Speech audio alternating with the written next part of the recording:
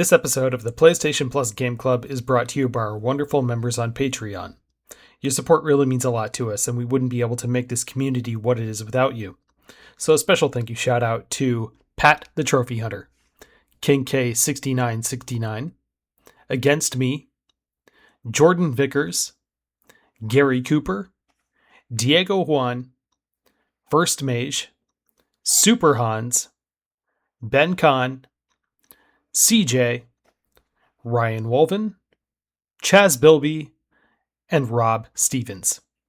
If you're interested in supporting any of the shows in the Trophy Talk Network, those being the Trophy Talk Podcast, the PlayStation Plus Game Club, the Mooglecast, and Surviving the Horror, go to patreon.com/Trophy Talk Network.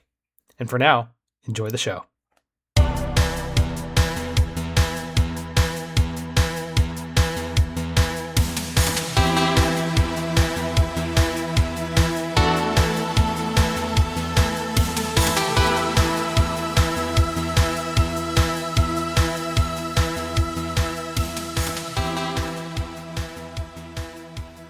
What's up, Internet friends, and welcome to another episode of the PlayStation Plus Game Club. I'm your host, Kevin Garaventa, aka the Portland Kevin. And like a book club, we pick one game from the PlayStation Plus Extra Library and talk about it way too much. This is a very special episode because today we are talking about one of the most critically lauded games of the year, Blueprints. It was developed by... crowd applauding. Yeah. Developed by Dagu Bomb and published by Raw Fury in April earlier this year, Blueprints has become an indie darling for many games media outlets and internet streamers. In it, you explore a mansion that has randomized rooms that change every time you play it. And your goal is to find your way through the 45 rooms of the house in search of a pathway to the fabled 46th room that no one has ever seen. But reaching room 46 is only the beginning. So I should introduce my fellow explorers. First of all, we have new to the show, Gary Scott. Welcome. Hey, thanks for having me. Yeah, great to have you here. Very happy to be here. I threw out during one of the kind of funny hangout streams saying that, like, hey, I need somebody to talk with me about Blueprints. Is anyone up for it? And you chimed in, so I'm very glad you did. Thank you. Yeah, thank you for having me. I mean, it's definitely one of those games that anyone who's played it is just grasping for other people that have played it to talk to about it. So, yeah, stoked to be here to do that.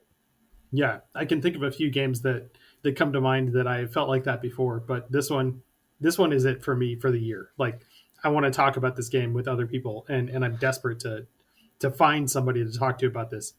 But also joining us is returning favorite Jordan Vickers. How you doing today? I'm doing great. I warned you not to platinum this game. I warned you, Kevin. I'm not planning on it. Not planning on it.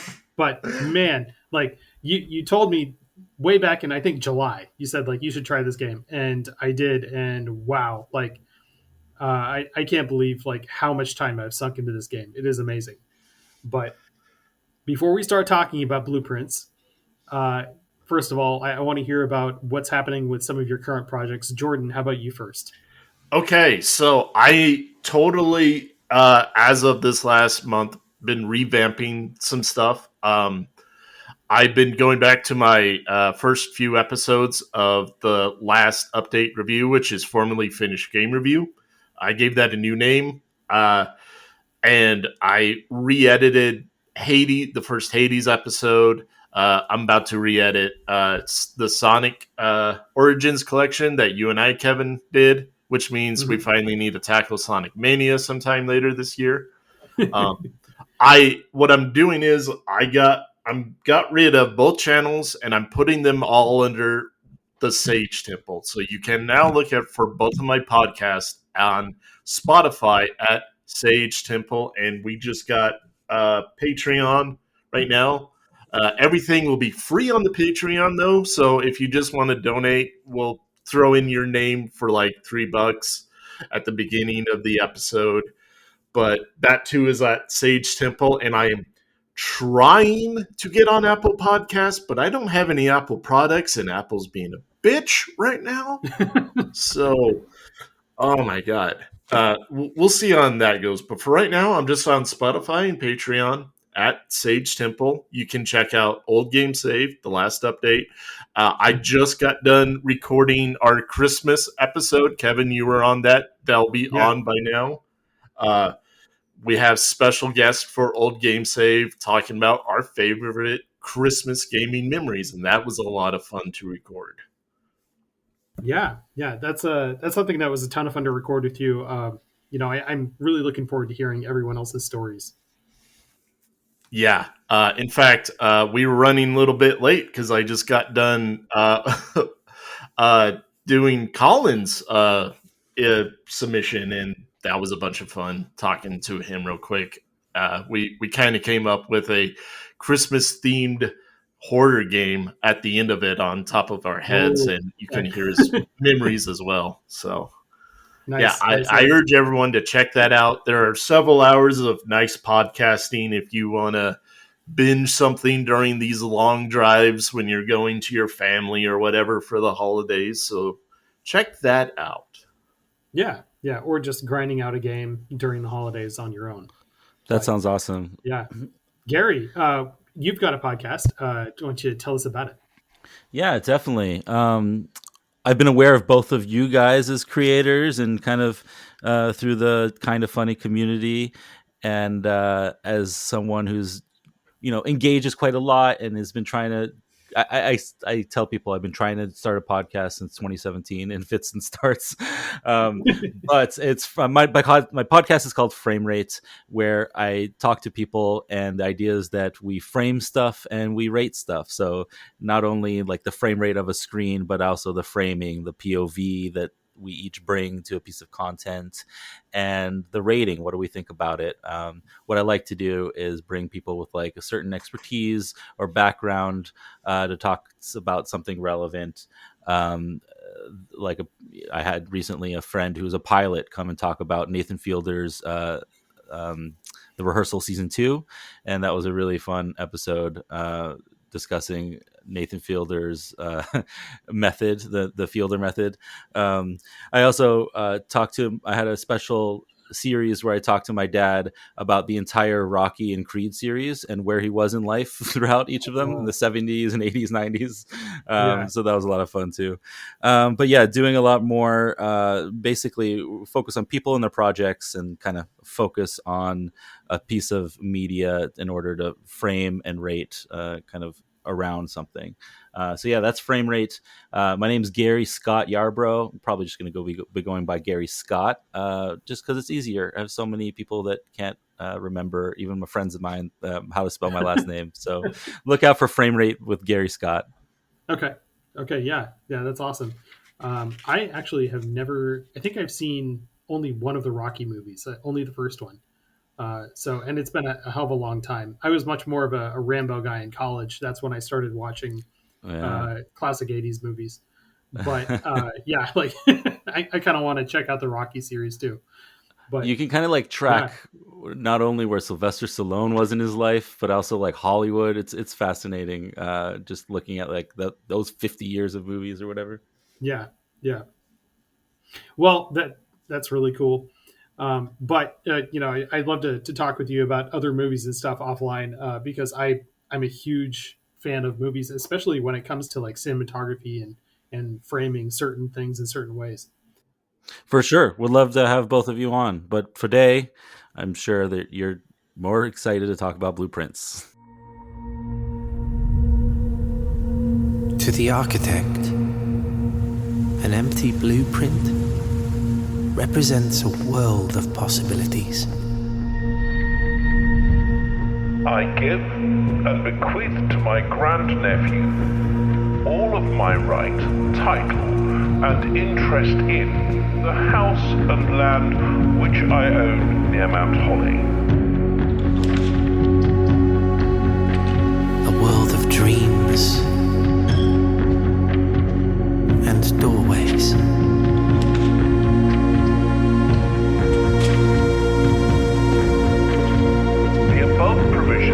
Contingent on discovering the location of the 46th room of my 45 room estate.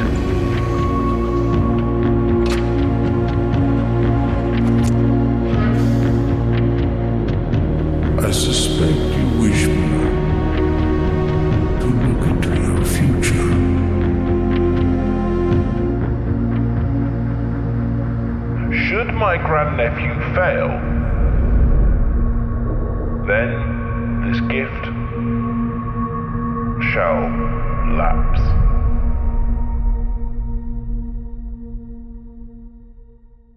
I feel like we have to start off with, because this is coming from the Trophy Talk Discord as well. This game was one of the games that tied for our vote in October for the fourth quarter game, the fourth game that we're going to vote on and talk about for the year, from the Trophy Talk Discord. And last month we talked about Sword in the Sea, and then now we're talking about Blueprints. I did throw it out to the Discord saying that, like, hey guys, you're welcome to write in. We don't expect to have plat shoutouts for this because it is such the trophy list is so big and so massive as far as what you have to do in the game to earn those trophies. I wasn't expecting to have plat shoutouts, and we fucking got one. So we have a plat shoutout from Fate Prime, who I think platinumed the game in just like a week or two. And so this is a massive accomplishment. He wrote in, and I played online with him a couple of times. So shout out to you, Brady. I couldn't believe you did this. But first thing he wrote was just that this is an awesome end to the year to platinum Blueprints.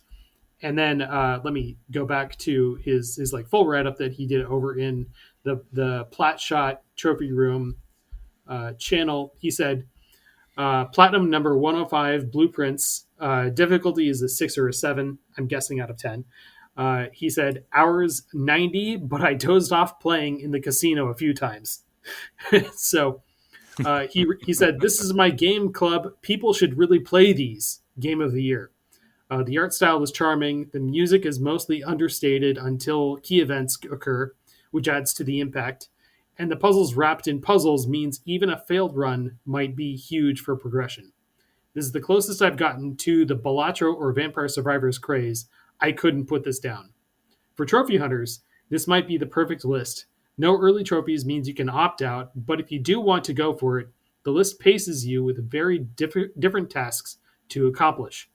By the time I had my fill of the standard mode, the challenge modes, which are awesome, were there to change up the formula. Some of the challenges are intimidating, but at some point in my playtime, I switched from I really need some luck here to I can cover 80 to 90%. I just need a sprinkle of RNG to go my way. I have to rethink my top 5 games I've played this year after this one. So a huge accomplishment for Fate Prime. Hats off to you, man, for getting this one done. When I started this game, I thought to myself, I'm not going to go for earning all the trophies here. That's crazy. Because I looked at what was required for a lot of them, and I was like, no, that's never going to happen. So he did this, and I was shocked. Did he really say this was a 6 or 7 out of difficulty? And a 6 or 7 out of 10? He just said difficulty 6 or 7. And, like, sure, I'd say it's a 6 or 7 out of 5. All right. Like, yeah. But this really, is like, easily a 10 because one of the we'll get into it, but one of the trophies is you need to get to room 46 in the first day. Yeah, day 1 trophy. On your first try, yeah. So that is crazy that he did it. And he also posted some screenshots of him like almost getting there and then like saying that like he like drew the wrong room in the outer room or whatever. But like I was again shocked that he was that close to it. And then a couple of days later, like he platinumed it, and he shared the plat yesterday at 7 a.m. So this guy's crazy. Like I couldn't believe it. But yeah, like I'm definitely going to have you on the show at some point, Fate Prime. Like you're amazing in getting this game completely done. However, I have to say that the trophies in this game only give you probably about half the content. Like there is a lot more in this game than just that trophy list. There are stories and mysteries to uncover. There are new things to find. And to this point, like I have done everything that I can do to earn most of those trophies. And I still have been finding things that I don't understand. And we'll get into some of those later. But like I found like a a note for a puzzle that I don't recognize in the game. And I'm just like, well, I don't know what this means or where this goes. And I've been playing this game for 80 hours, according to my game clock on PlayStation. And I started this in September, still playing it, still finding new stuff. And every once in a while, I'm like, sitting eating lunch or something, or I'm working, and I'm thinking to myself, I wonder if I do this, and it's going to change something like that in the game. So there's so much to discover in this game. I want to get into it properly, but I did want to give Fate Prime the kudos for playing this game and getting the platinum trophy in this, which is a hell of an accomplishment. So congrats to you, man. Wow. Shout out. Any other thoughts? Yeah. Any other thoughts about just like the platinum and earning that in this game? I'm just surprised somebody did it, to be honest with you. Yeah. I would honestly tell the guys we need a room in the chat called the Hall of Legends and like put that just right at number 1, right on top. Yeah, well, I know that Zach runs the record, and this is going to have to start a new category, and it's just like the nominated games that are like, I can't believe you did that kind of thing. Daryl's going to be up there with his Wolfenstein 2 platinum, but yeah. Okay, so my thoughts on that, and this is a good segue to kind of talk about our thoughts in the game, is that you already described what Blueprints is. It's a mansion, and you're selecting and drafting rooms and blueprints, but essentially what it really is this a puzzle box, and you're figuring out, how do I open this box? And once you finally open it, you kind of see this small cavity in it, and you're like, okay, great, I got the box open. And then you realize there's the rest of the box that has all of these nicks and knacks and puzzles and stuff. And so you can technically, beat the game, get your first trophy by just opening the box, the first obstacle. And then there's just endless more puzzles after that. And so props to Fate Prime for opening the entire freaking box. Before we get into it properly, because we need to explain, like, what is this game? How do we actually play it? This is going to be a weird podcast because I think usually a lot of people on this podcast who listen to this podcast are checking out the game for the first time. I think this is the reverse. This is going to be like people who played this game want to hear other people's experiences. Yeah, and I think that's a very unique experience with this game. It's how I experienced it. It's like I started hearing about it. Then when I started playing it, okay, cut off all media. I'm not going to read or hear anything about it until I'm satisfied and, I've got to the place that I want to. And then I'm going to devour as much content as I can about it. So it's kind of interesting in explaining it. We're talking to people that have probably played it, or we're talking to people that we need to tell them, like, either try it and then come back to this, or we're gonna spoil it for you, which you should really check out this game. I also feel like after a while, though, I didn't really care about getting spoiled about this game, and I usually do. I hate getting spoiled about games, especially puzzle games. But with this one, it was more a case of like, okay, I found something, and I want to understand what this is. So if I don't understand it right away, or if I find it like two to three times, if I see it 2 or 3 times and still don't know what to do with it, then I'll Google it and I'll try and search for the answer. Most of the time, I don't find an answer. I find an explanation of like what this is and what other puzzle it references, but that puzzle it calls out, I don't know what that means. And so it's like I like found some key somewhere, and then like I was like, well, I don't know what to do with this. And so I play like a couple of more rounds and try and explore the house more, still don't find an answer. So I then Google that, and they say something like, oh, it references the castling puzzle. And I'm like, what the castling What puzzle? does that mean? Yeah. What is the castling puzzle? And or like even the the Aries. podcasts I would listen to, all the Yeah. hosts talking, like the conversation we're probably about to have is like none of them even knew what each other were talking about. It's like, what Yeah. is that? What is the Aries Throne project or the Aries Throne puzzle? Have you found the Blackbridge Grotto yet? And it's like no, no, and no. And what is that? Like, Right, so, I right. don't know what it yeah. is. Where do The, I get it? the premise of this game, though, to give listeners an idea who don't know what this is, and like for instance, my mother-in-law Rosemary is going to be listening to this show. She listens to every episode. Shout out to Rosemary. How you doing? Hi, Rosemary. But uh, she doesn't have an idea of what this game is and how you play it. So here's the best idea that I can give you is that if you know what the board game Betrayal at the House on the Hill is, it's kind of like that, where your character starts in one room in like the beginning of this house, and you have to go to a door and open the door. When you open that door, you get to choose one of three rooms from like you get to choose one of three rooms that are randomly selected from 100 different rooms that exist in this house, and you place that new room on the other side of that door. Then you go in and you examine what's in this room. How does it help you solve this larger mystery? And then you go to the next door that's at the other end of that room, if there is one. Some rooms have three more doors, one on each side. Some rooms have no doors, and so it's a dead end. But there might be something else in that room for you to take advantage of. Like, there's the storage closet that has like a couple of items for you to grab. It might be a key to open locked doors. It might be a couple of coins or a gem that will let you draft special rooms. But you're completely like randomly building this house out as you explore it. And a lot of times, especially early on, you're just going to hit a dead end and you can't progress any further. And so your character just has to call it a day, in quotes, and you start over. And the whole house resets itself.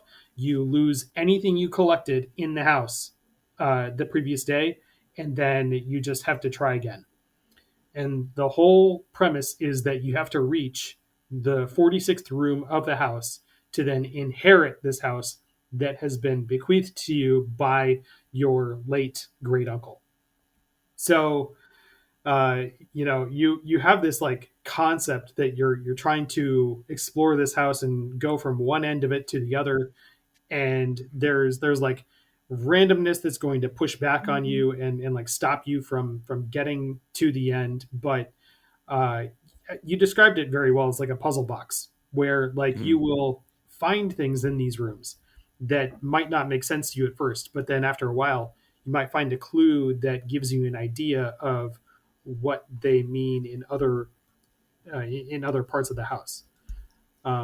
So that's like a quick overview of the gameplay.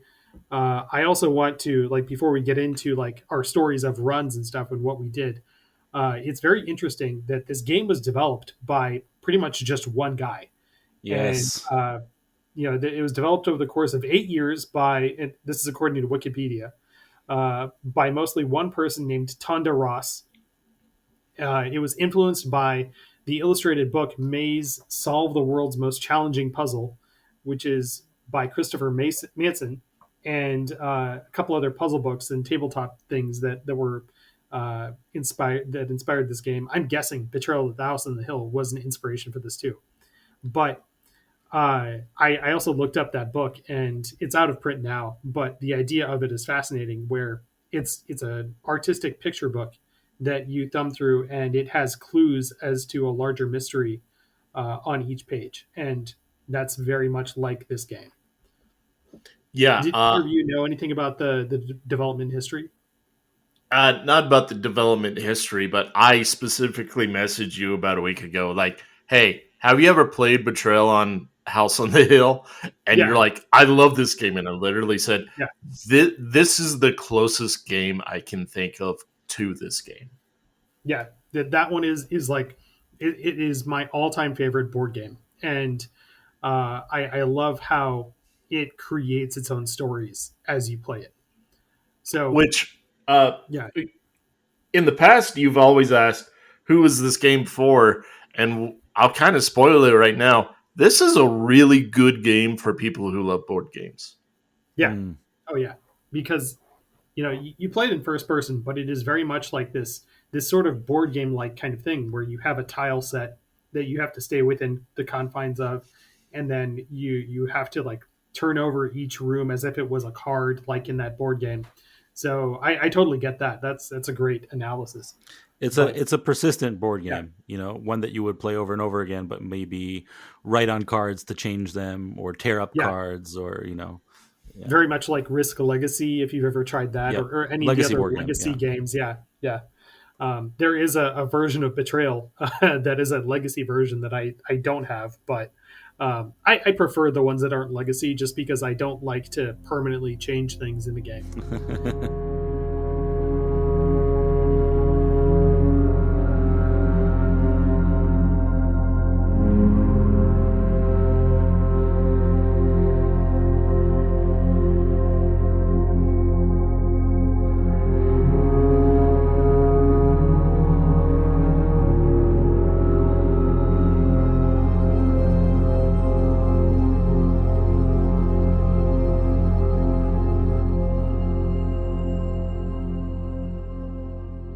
You do have some permanent progression in this game where you unlock stuff, and that helps you get to room 46. So let's talk about like some of the things that helped you on your way to room 46. First of all, I got to know, did you take physical notes for this game? Did you have an actual notebook with you? I had Notepad. Okay. I had multiple sheets of paper scrawled out and taped to my walls. I became that meme of Charlie from Always Sunny.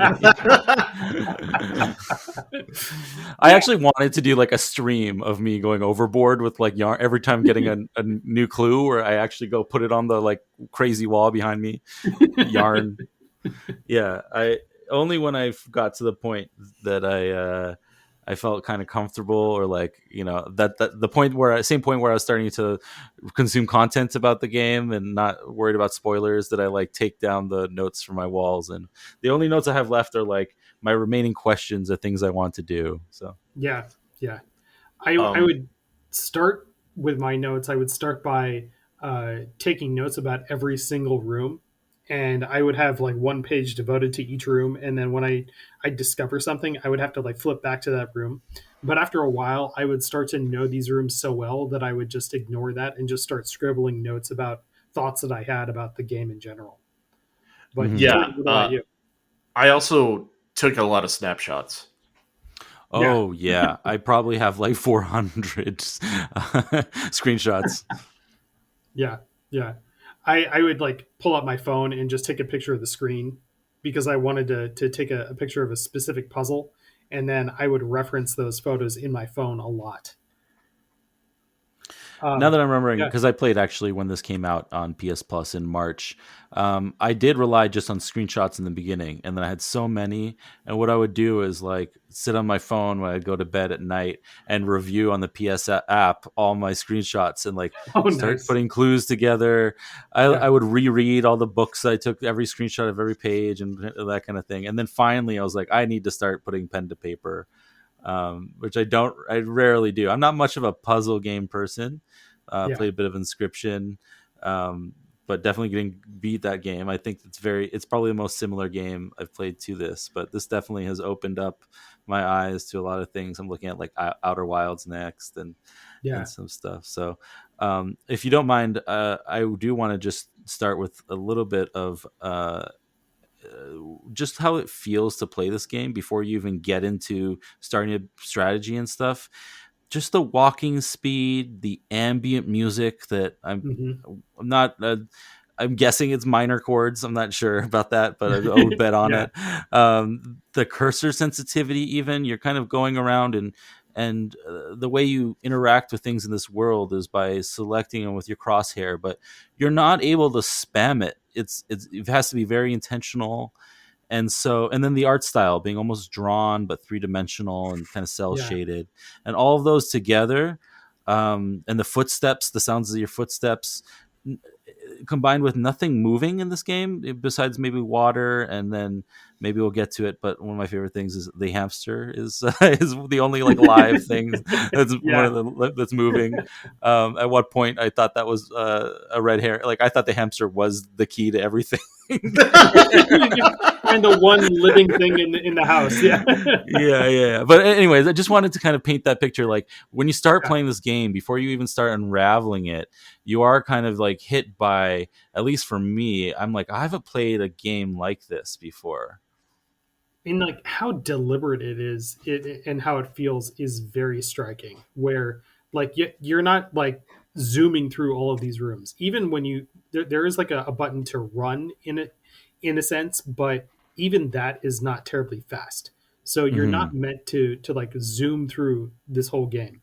You're meant to really just take it in and try and observe what you're seeing in each room, and carefully as well. So the level that they really tried to slow the player down is very effective, and I think it helps just kind of like make this feel a little more like casual in a sense, or like not make you feel like you're meant to like rush through the whole game, unless you're really going for that finish the game in under an hour trophy.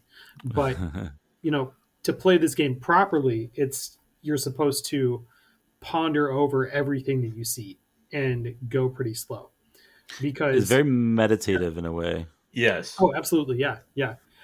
You also brought up the music, and like I love the background music in this game, because it feels like it is there to just sort of keep you calm but also keep you thinking.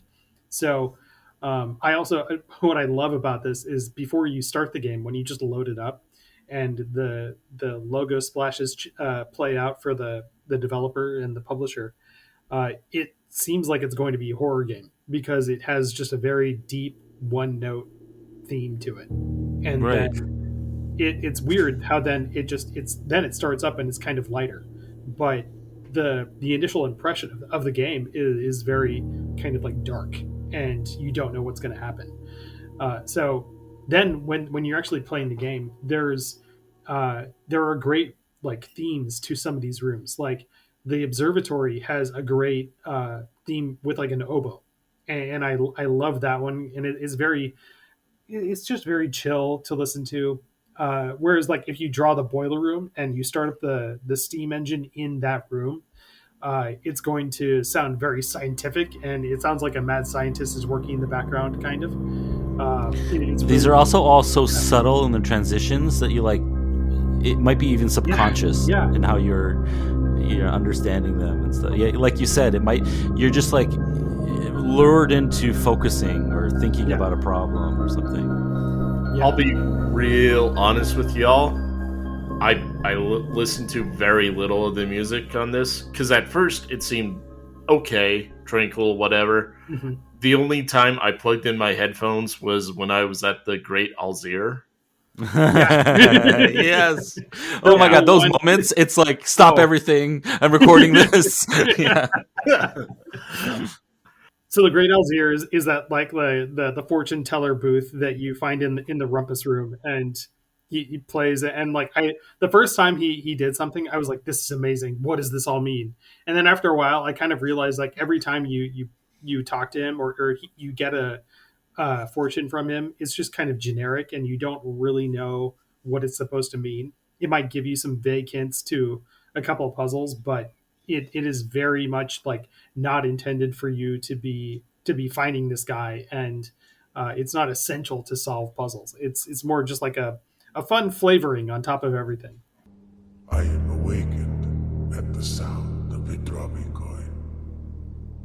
You find yourself face to face with the great Alzara. And I suspect you wish me to look into your future.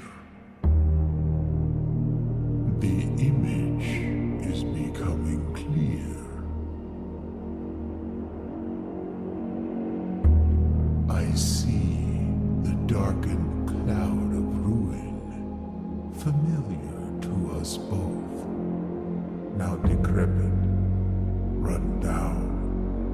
and in disrepair. I see 8 red envelopes resting upon 8 pedestals. And in these 8 envelopes, I see 8 letters penned by 8 different hands. 8 letters of which you will only ever find and read 7. Just like the art hanging on the walls of these rooms, there is a letter missing. What you have heard here has been foreseen by the great Alzara. Until the dawn of the following day, I will have nothing more to say. Hey, real quick, are we gonna do all spoilers? Spoilers free right now? Oh, absolutely, sure. Like for anyone listening that hasn't played this game, I don't feel like you could really spoil a lot about this as far as the discoveries go, because, like, first of all, some of these puzzles that we mentioned are not going to make sense, and also like a lot of these puzzles I didn't really solve on my own. I often had to go to the internet to just ask, like, am I on the right track here? And then I'd figure out, like, oh yeah, I am. Okay, I got it. So I wouldn't worry about spoiling anything, because this game, like, I haven't even found everything in this. And so if you tell me something that I don't know, I'm going to be shocked and very thankful. So go ahead. All right. Just, yeah, you mentioned the Alzir. I'm like, oh, okay, cool. Let's talk about it. Yeah. Oh, yeah. Yeah. This is, for those just listening, like, I'm going to pull back the curtain a little bit. We always have show notes on here, and we usually go step by step.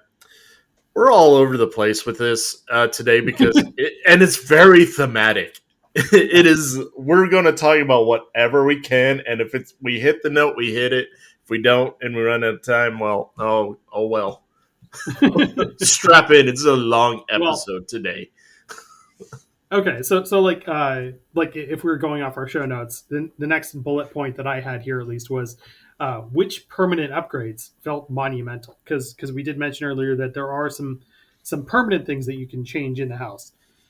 What were some of those that really helped you get to room 46? And I'll start with just like adding in the foundation, where like you find a room that you find like a room tile, because how you unlock new rooms in this house and add them to your drafting pool is you just find these cards that are very much like in Betrayal at the House on the Hill, where it's a card with the picture of a room on it. And when you collect this card, then you can add it to your pool, and now you are able to draw this new room at any point when you're opening a door. This new one is the foundation, and unlike other rooms that just show up in any time you open a door, the foundation is a permanent fixture in the house, in the room that you draw it in the first time. So in this 5x9 square grid of your house that you're playing within, wherever you put the foundation, that is the exact spot that it's going to be in every subsequent run.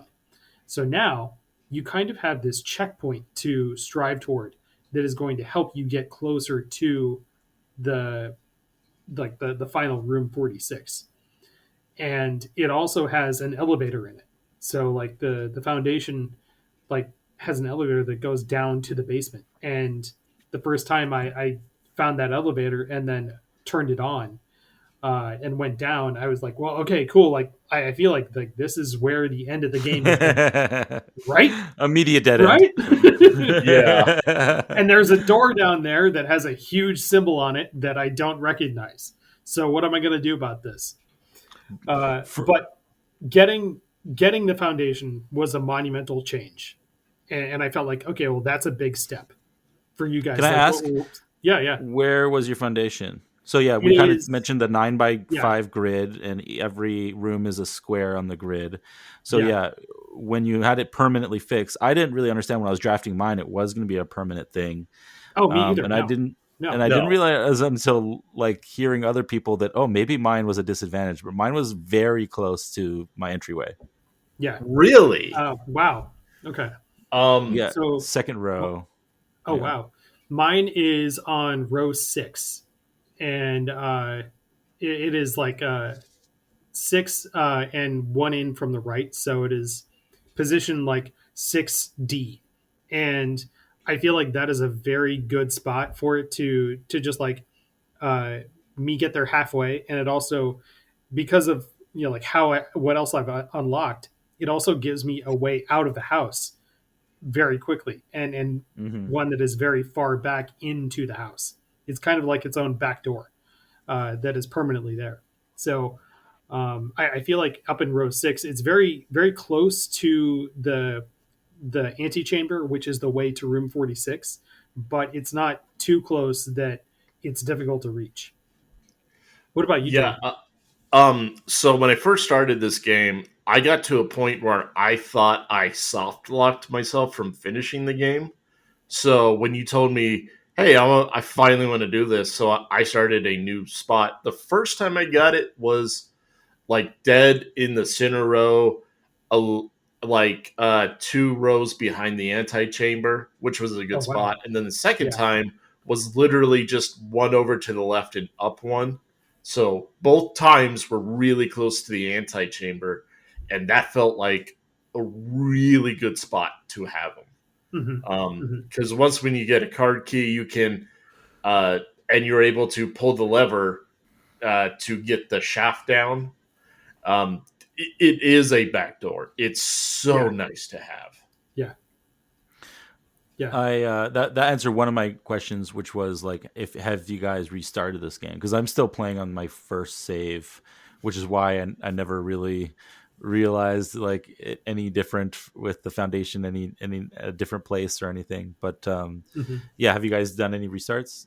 You said you did, Jordan. Yeah, I finished the game on my second restart. It turns out I didn't soft lock myself at all, but I really thought I did, and Yeah. that comes with the boat in the reservoir. Ah, Yeah. Yeah. I've heard of that possible. I've heard of the reservoir being something that people are like, shit, did I screw myself over with that? Yeah, Yeah. I literally thought I screwed myself over with. But speaking of like that room, damn it, the what foundation room, the basement that it connects to, I was just kind of milling about on my second run, and this is all right. This is actually how I got to room 46 my first time. I had the antechamber unlocked on the side. I was able to get into it, but I thought I was done. I was like, I I have nothing else to do. I go into the basement because I remember a few things in my first run where I can move these boxes around and grab a couple of things. I also had the power hammer so I can knock down the wall, which you need to Yeah. do. In order to make this a back door, you need to do several things. Mm-hmm. And Yeah. you need to unlock the door, you need to power down the wall, and you need to go around the foundation to uh, make sure the shaft is in place the first time. Yeah. And you only Yeah. need to do all those once. But once when you do them all, they're all set. And I was just looking around in the basement. I'm like, I see this switch on the wall.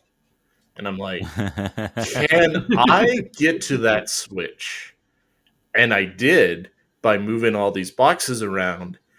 And it opens up a secret passageway that leads to the antechamber underneath. And I went, oh my God, this is a game changer. Yeah. Yeah. This Yeah. is the best way to access room 46.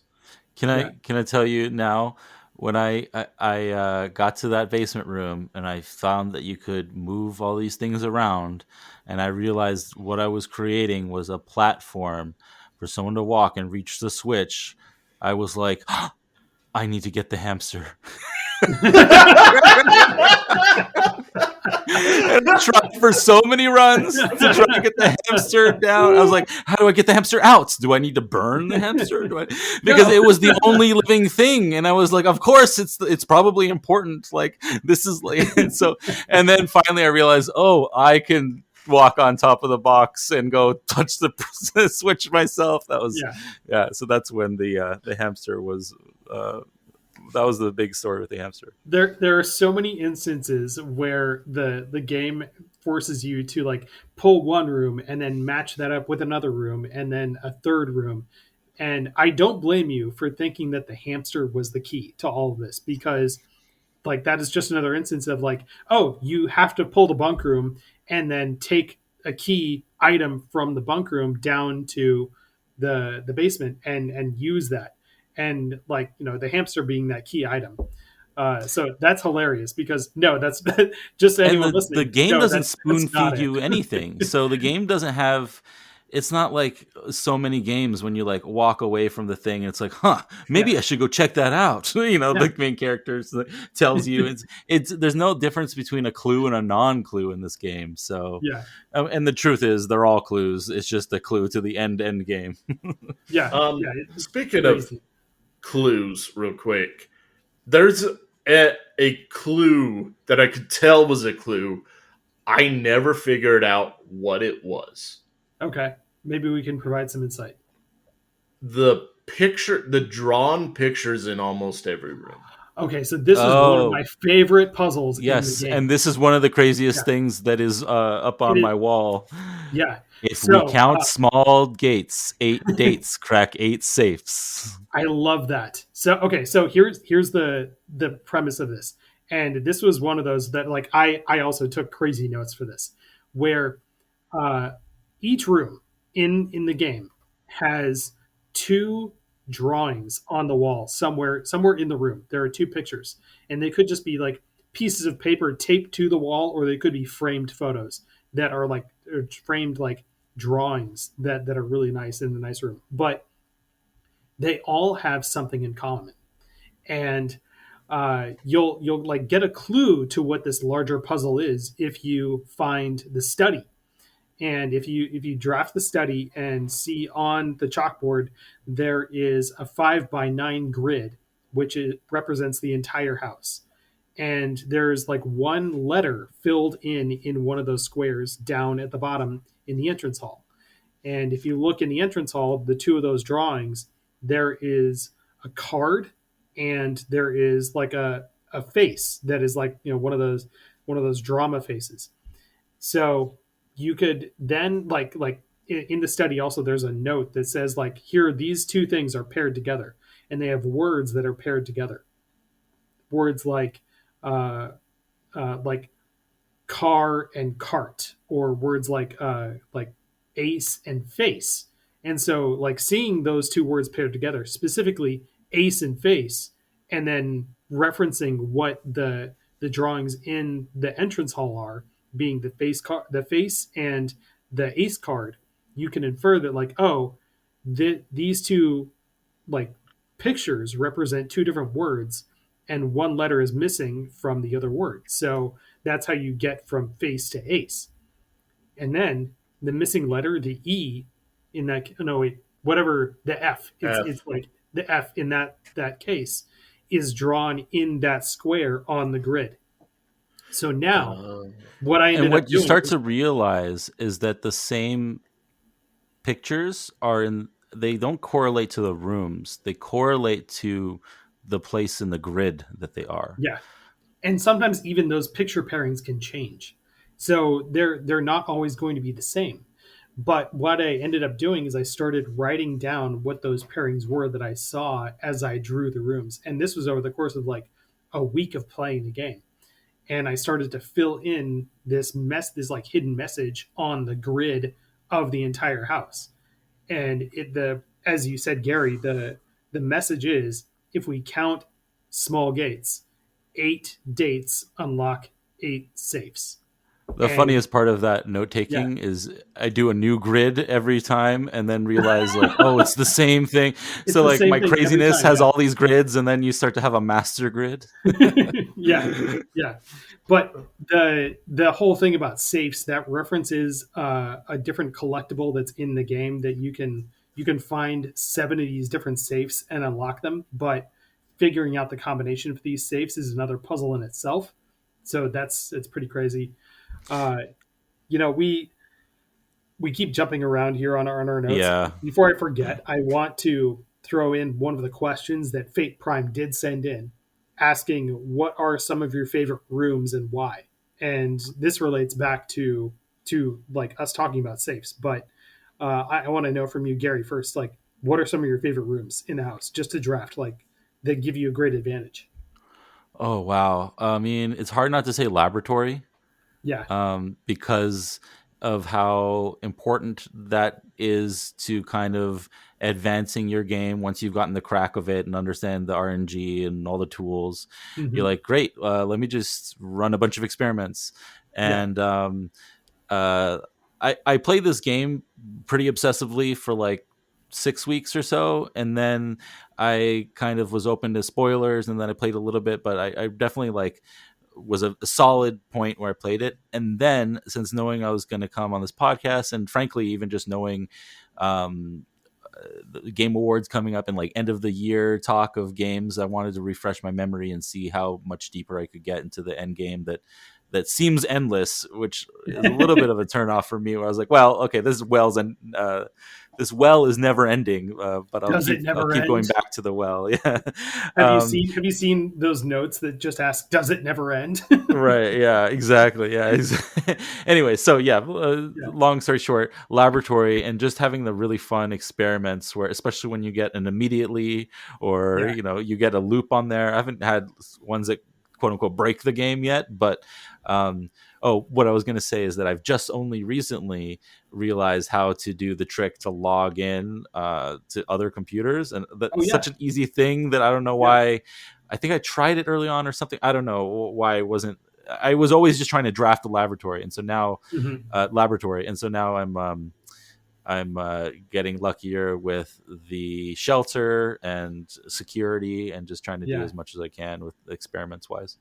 Yeah, anytime I get a room with a computer, I immediately go to the experiments and like remote log in using the Blackbridge remote system, and like get an experiment going, because those experiments will like often either give you permanent upgrades to your progression, or they will give you something really good for your current run. A lot of times, like if I see an experiment that says like, oh, like you can add a star to your permanent progression, it's like great, because every time you draw the observatory, you get 1 star in the constellations that you observe, and those constellations will give you extra stuff most of the time. So if I can get more stars, then that's great. There is another one that once you unlock the satellite dish, which is another great permanent upgrade to the house, you then get I don't even know what that is. You don't even know? Oh my god. I know what that is, and yet I never got what I needed to unlock it. So I got the satellite dish. There's plenty of things I've heard of that I've never experienced, but that one I've never even heard of. this might blow your mind. Okay, so you get the satellite dish, and like this is when we start to sound crazy. You get the satellite dish, and now you can download new experiment packets from the server that like made this experiment lab. And then it's like getting an expansion pack to a card game. Yeah. So then you get new experiments to do, and you can customize what your experiment packets look like. So then you can like choose from what different effects you can have in here, and what triggers you want to have for these experiments. Because really, what these experiments are like they say, if you draw, like let's say if you draw an upgraded room, you can add 1 coin to your allowance, and so you start the day with more money over time. But you can do other things, like each time you dig up a piece of trash, you can do this other thing. So the experiments will have you trigger one thing by doing an action, and then you get some sort of result. And like an example of the trigger is like, let's say you draft a shop room, and the result is a letter is delivered to the mailroom. And so you can then go to the mailroom and see like all these letters that the staff have been writing to Simon, our main character, who is trying to find his way through the house. But then one of the best triggers and then results that I drafted ever for an experiment was. Let me guess. Yeah. Immediately spread dirt on the hall on the on the driveway entryway. I was going to actually guess raise your allowance. No, but like after a while, the money doesn't mean anything because I bought everything that I needed in the house. But one of the most like mind blowing ones was every time you draft an upgraded room, which happens a lot more often than I expected. Every time you draft an upgraded room, remove a crate from the tunnel. And when I first saw that, I was like, what is behind the crates? Oh my God. Like first of all, there's a tunnel that is separate from the basement beneath the house. And I got a torch and I went through this tunnel to where there were a bunch of crates, and there was a random, I think it was a microchip that was down there. And so you take that microchip and you plug it into the servers that are in the Blackbitch Grotto, and that's where the third microchip is. I'm trying to remember. Maybe that's it, but no, that's not where the third microchip is. No, but no, I mean that's my third. I've gotten the first two. No. That I don't think that's a microchip. I'm just trying to say like there was a key item down there that I grabbed. Oh, got it. And I can tell you where all the microchips are. Yeah, sorry. Let him finish his story. Okay, so like I got down there and I got down there, you like find some key item that's on the crates and you're like, okay, cool. That's it. But then when I got this packet and it said remove a crate from the tunnel, I thought, what is behind these crates? And I tried, like, that was my key priority for running these experiments in the house, was just like, if I ever see remove a crate from the tunnel, I am going to try and maximize that because I want to know what's back there. Side story. I unlocked the basement before getting the basement key. And that's because I just randomly like tried creating the power hammer at the workbench and then took it down to that boarded up door that is near the cliffside, and then knocked the boarded up wall down there and found the basement that way. And I was just like, well, this is really weird. I guess I'm in the basement. But then, like, going back to the tunnel, behind the crates, there's a locked door that you just need a regular key for. And then behind that, there's another door that you need a key card for. Then behind that, there's another door that has an even more obscure lock to it. Then there's just like a door that's boarded up that you need the power hammer for. And what is beneath this tunnel is something that tests every single skill and every single way to get past a barrier in the game. So I have heard of this like Russian doll part of the game. I haven't gotten to it, and I didn't know it was in the tunnel. But dude, this whole game is a fucking Russian doll, all right? Yeah. But specifically the like door after door after door after door. I've seen parts of that, and I'm like, oh wow, that looks really end game. But I do want to say about this tunnel, and then I want to bring it back to this to you guys. Is that was actually the very first weird thing I noticed. Like the very first thing out of the ordinary that I started wondering about was that tunnel and the boxes, and I saw the torches, and I was like, I wonder if I can light one of these torches. I wonder if I can move these boxes. And it's funny that you say all that because I still haven't gotten. That's still one of the question marks for me. But it was the very first one I had, and then the next one was wanting to find the code for the apple orchard. And so that was kind of like, okay, this is my goal to move forward, because it's so hard juggling all of these things and you don't know which of them. You have so many tasks, like any other game would be like quests and subquests and stuff, but you don't know which of them come first. And so sometimes you just need to pick one and focus on it. And Mhm. for me, a lot of the first part of this game was like, I just need to get into this orchard.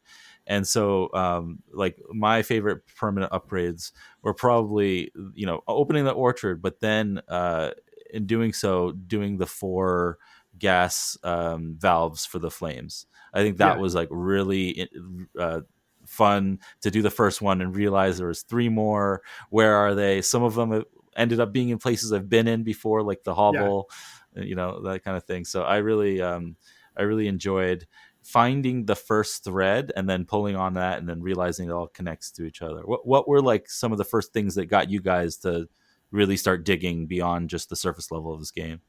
It was definitely the torches, like those 4 torches, because I knew that, like, oh, there's going to be something that will take me deeper into this game, that I feel like getting these torches is pretty easy. And so when you get all 4 of them lit, it's kind of like, oh, cool, I've done it.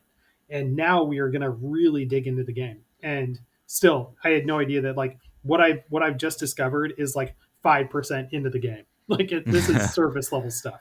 Jordan, But how it, about it you? gives you hints, because when you're does, yeah. doing the tortures, you can look off and see in the distance that there's like some stuff built into the waterfall, and you're like, surely that has nothing to do. That's just that's just far off set dressing. That has nothing to do with this game. But Yeah, yeah, go ahead, Jordan. yeah, I was gonna say, the garage is a very interesting place, because when you first encounter it, you're like, oh, 3 keys and there's a garage door or whatever. But if you get to the bunker room where you can flip on switches, you see garage, and you flick it Oh, yeah. on and you're like, wait a minute, can I get to the garage with this thing on? And that is usually like the beginning part of let you know there's something deeper, because that unlocks the path to the side, that unlocks the side shed, which is extremely important, and that Yeah. makes you explore the grounds for the first time, leads you to the gate to the orchard, and you're like, okay, I need to find this gate. And we never even talked about steps yet. Oh No, yeah. no. But Um, like, yes, if your character runs out of steps, you spend 1 step each time you go through a doorway. Your character just gets exhausted, and you have to end your run. Yeah, and you start off with 50. And Yeah, the reason why the orchard is so important is you don't realize it at the time, but when you unlock it and you find that in the dark room. The dark room is one of the most like frustrating first things Mm-hmm. you'll encounter, because you'll Mhm. step inside and it's a room that's all dark. It's literally the dark room where you for photography. And what happens is, if you go to a door in the dark room, you cannot see your options unless if you have the dark room lit, which you can only do that in the bunker. Where It's am I getting the right word? it is the utility closet, and it has the Utility fuse closet. box. I don't know why I keep Yes. saying bunker. The bunker is something else. It has like the shelter, but Yeah. no, the utility closet has the fuse box, and you can flip the garage on to open up the garage door in there. You can also flip the dark room. Once the dark room blows a fuse, you have to go back to the utility closet to then flip that fuse back on and turn the lights back on in the dark room. Also, if you flip the fuse off in the dark room for the gym, Yeah. then you don't lose extra steps when you walk through the gym. But And if we you kind go of back to the dark room, though, you need the magnifying glass to Yeah. then read the picture that has the combination to that gate on it. And that's a great example of, what this game is. It's like, oh, okay, finally figured out how to turn the lights on in the dark room. I get to the dark room. I need the magnifying glass. you get the magnifying glass, you get the code, and you're like, okay, I I don't remember. I think it's the picture itself that connects you to.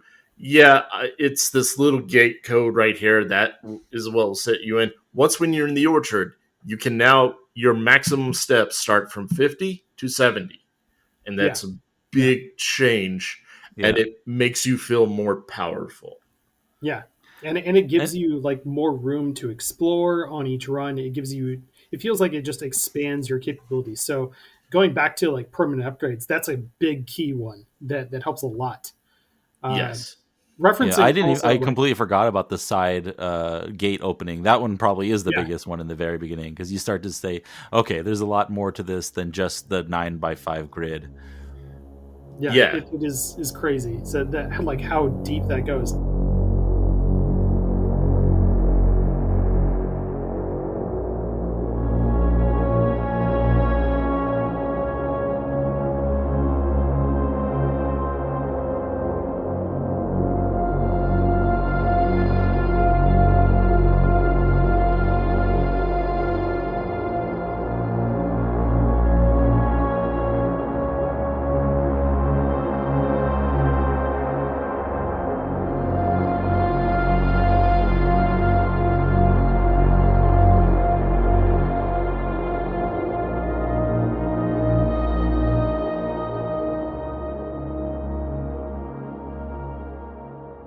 What's also very fascinating is that a lot of ways to get through this game are not just like set in one specific way.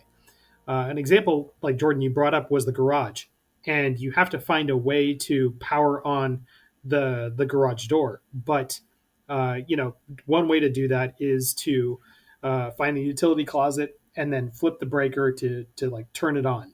Another way is if you draft the boiler room and turn on the steam engine in there, and then connect one of the steam vents from the boiler room to the garage, you've now powered on the garage door and can open it that way. Yeah, but no one likes a boiler room. Dude, can I say, I am so bad at connecting the boiler room to other things. I don't know why, like, the controls don't make sense to me or something. I'll go in and I'll turn it on, but I'm never, like, trying to figure out how to link it proproperly. It's one of my I'm thinking detriments. the furnace. I'm sorry. Oh, the furnace. Nobody likes that furnace. No. Yeah, but it sucks that it's a dead end. It's a red room that causes you to draw more red rooms, and then if it does get powered by the boiler room, then it just spits out a key for you, and that's it. I never knew that. It's so bad. Yeah, I have gotten it to make a key for me, but yeah. Earlier we were asking like favorite rooms and shit, and the observatory is for me, but we're talking about red rooms and everything. There's a red room that really, really sucks, but when you're super late game, you can get so good at the game it don't matter, and that's the weight room. Mm-hmm. Oh yeah, it does. Half your steps, right? Half your steps are gone. But if you are late game, it will not matter most of the time, because you'll figure out all the tricks on saving steps and regaining what you lost.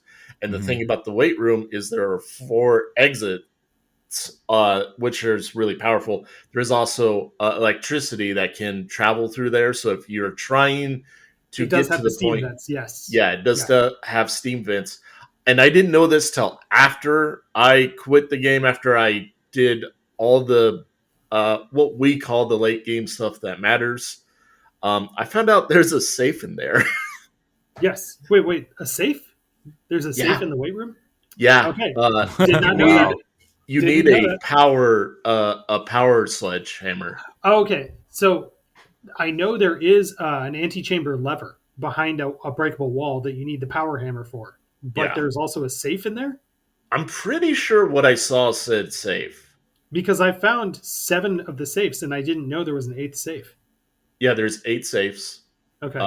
Well, yeah, it does. The clue does say 8 safes. Yeah, and okay. There you go. That's the last one that I'm looking for. Great.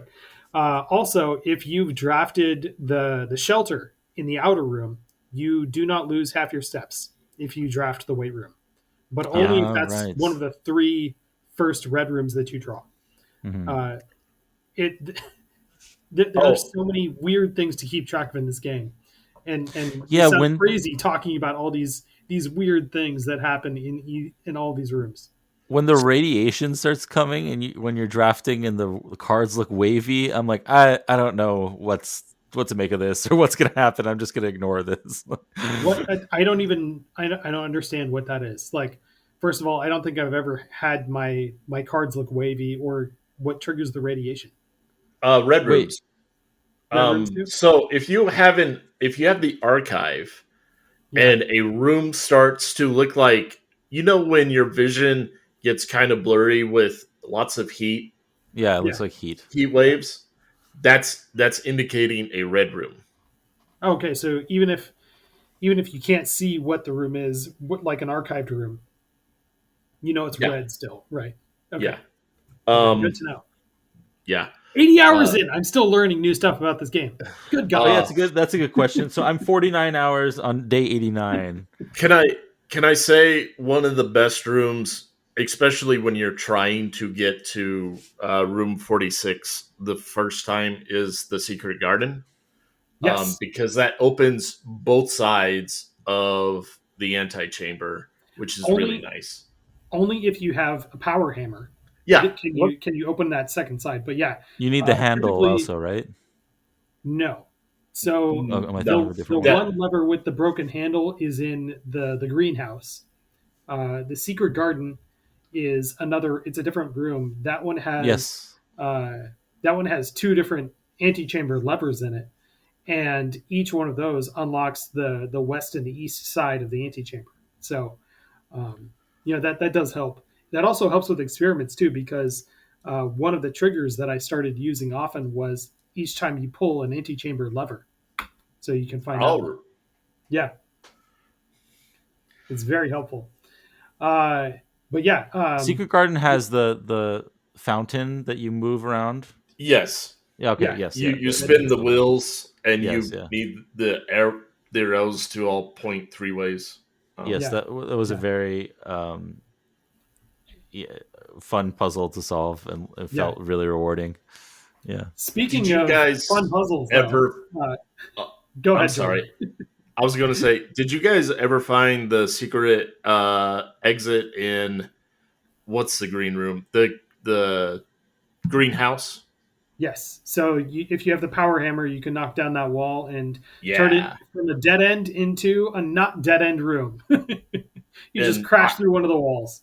I thought that was so satisfying because once when you get water going through there at full max, you get tons of gems every time you go in there. Tons of spots for digging usually. It's just a really good room when you increase a room to its max potential. It's so great, especially when you upgrade a room. And I'm gonna ask you: did any of you guys upgrade your mail room? Yes, I did. I upgraded mine to receive large packages, and so every time I draft it, when I draft it, I have to then wait 3 days, and so I do a couple more runs, and if I draft the mailroom that says your package has arrived, then I get to receive something with 8 items in it, and so it's really helpful on those runs. I did mine to stop it at the entryway, and that was really nice, actually. Yeah, next day delivery, no contact delivery. Yeah, that's what I did. Oh, That's nice, what I did. nice. I feel like that helped me out a lot, actually. And I kind of saw a poll online, and it seems that is the most preferred option is no contact delivery. Okay. Yeah, I mean, it helps you start. It's almost like an allowance for the next day.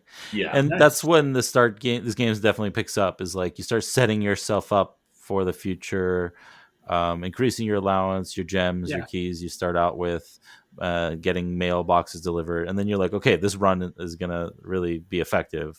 I have all the steps I need. That kind of thing. One thing that was really exciting for me, and I actually heard about this through Kind of Funny's spoiler-free review when Kevin said something really exciting happens on day 50 at the planetarium.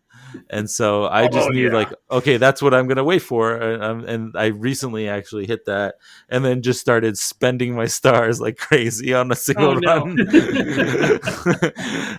But yeah, stuff like that is really cool, how it lets you really break, it just opens it up and lets you change the currency around. Yeah. So are there any other like really good room combinations that you can think of. Like we talked about how the boiler room lets you power other rooms, and one of the best things to do is connect that to the laboratory, which then will help you solve a puzzle that will unlock the Blackridge Grotto that allows you to connect to other rooms remotely. So that's really good.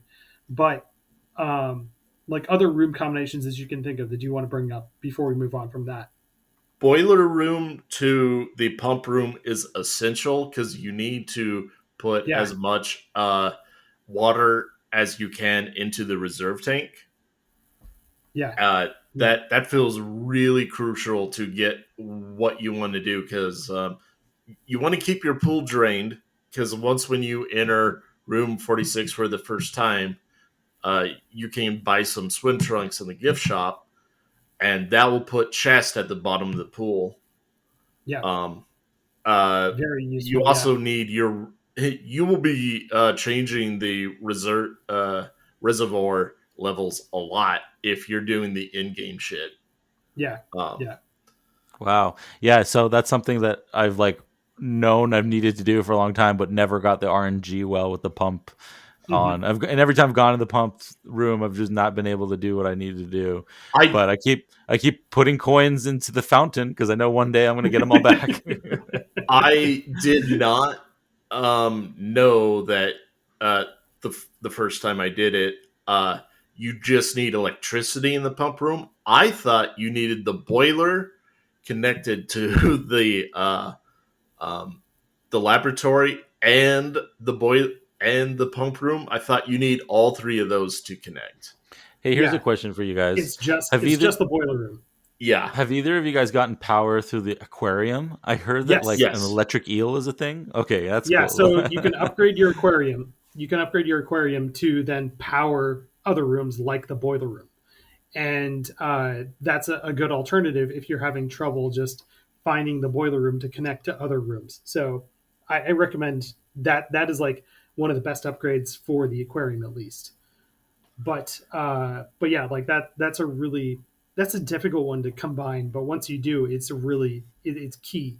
So the boiler room is that's a frustrating room to connect to other rooms because so many times, and like I'll talk about this in my final thoughts about the game, but so many times I would draw the boiler room and then draw rooms to connect to it that didn't have steam vents, and I would get so frustrated. It's like, come on, no, I want to connect these two rooms together. Come on.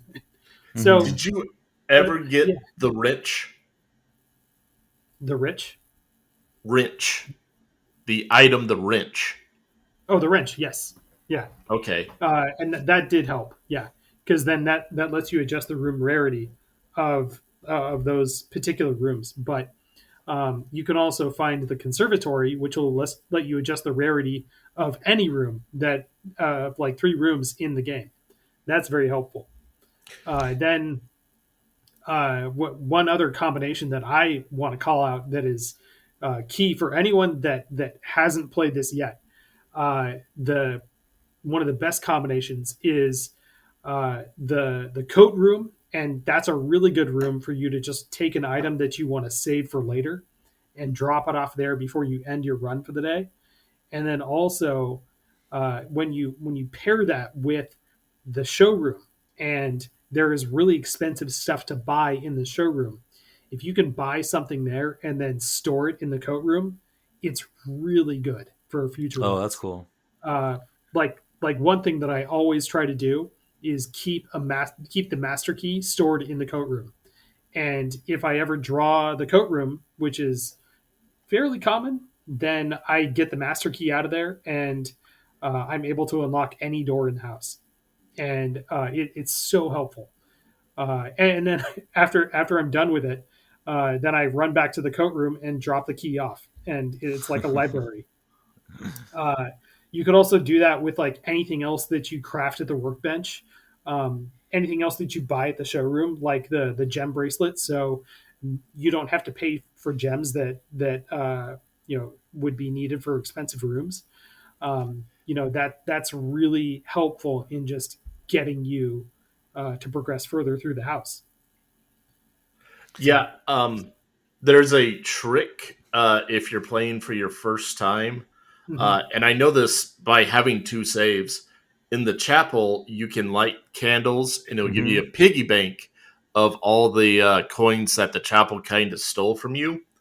So a good combo, if you are done with your day, but you have a shit ton of coins and a lot of steps, the bedroom and the chapel. So you walk into the bedroom and then into the chapel, back and forth till it takes all your coins. And it will take all your coins that way because you won't run out of steps because the bedroom gives you +2 steps. Yeah. Oh, Did you know that ending your day in one of the bedrooms usually gives you extra steps too for the next day? I did not know that. Oh, that's Yeah. cool. I didn't But know only about certain that bedrooms. bedroom Only chapel certain hack. bedrooms. The tool that you get, I forgot what it's called, to light fire. It's like glass something, right? Oh, the burning glass. Yeah. Burning glass. That was probably the first tool I got that I got really excited for. I was like, wait, I can go around lighting candles? I've seen so many candles. Yeah. And then, lighting them in the chapel, that was definitely one of the more exciting moments. And I still have the candles with like the red gems on them that I know do something that I just haven't been able to light yet. There's some in the tomb that I haven't been able to do yet. Go do that. Did either of you guys like the dynamite? Yes. I was so excited to do that. That was another like 2 dots that I was excited to do, and then it's kind of uneventful, but it gives you a little bit of story kind of connection, realizing, oh, that's where he was going.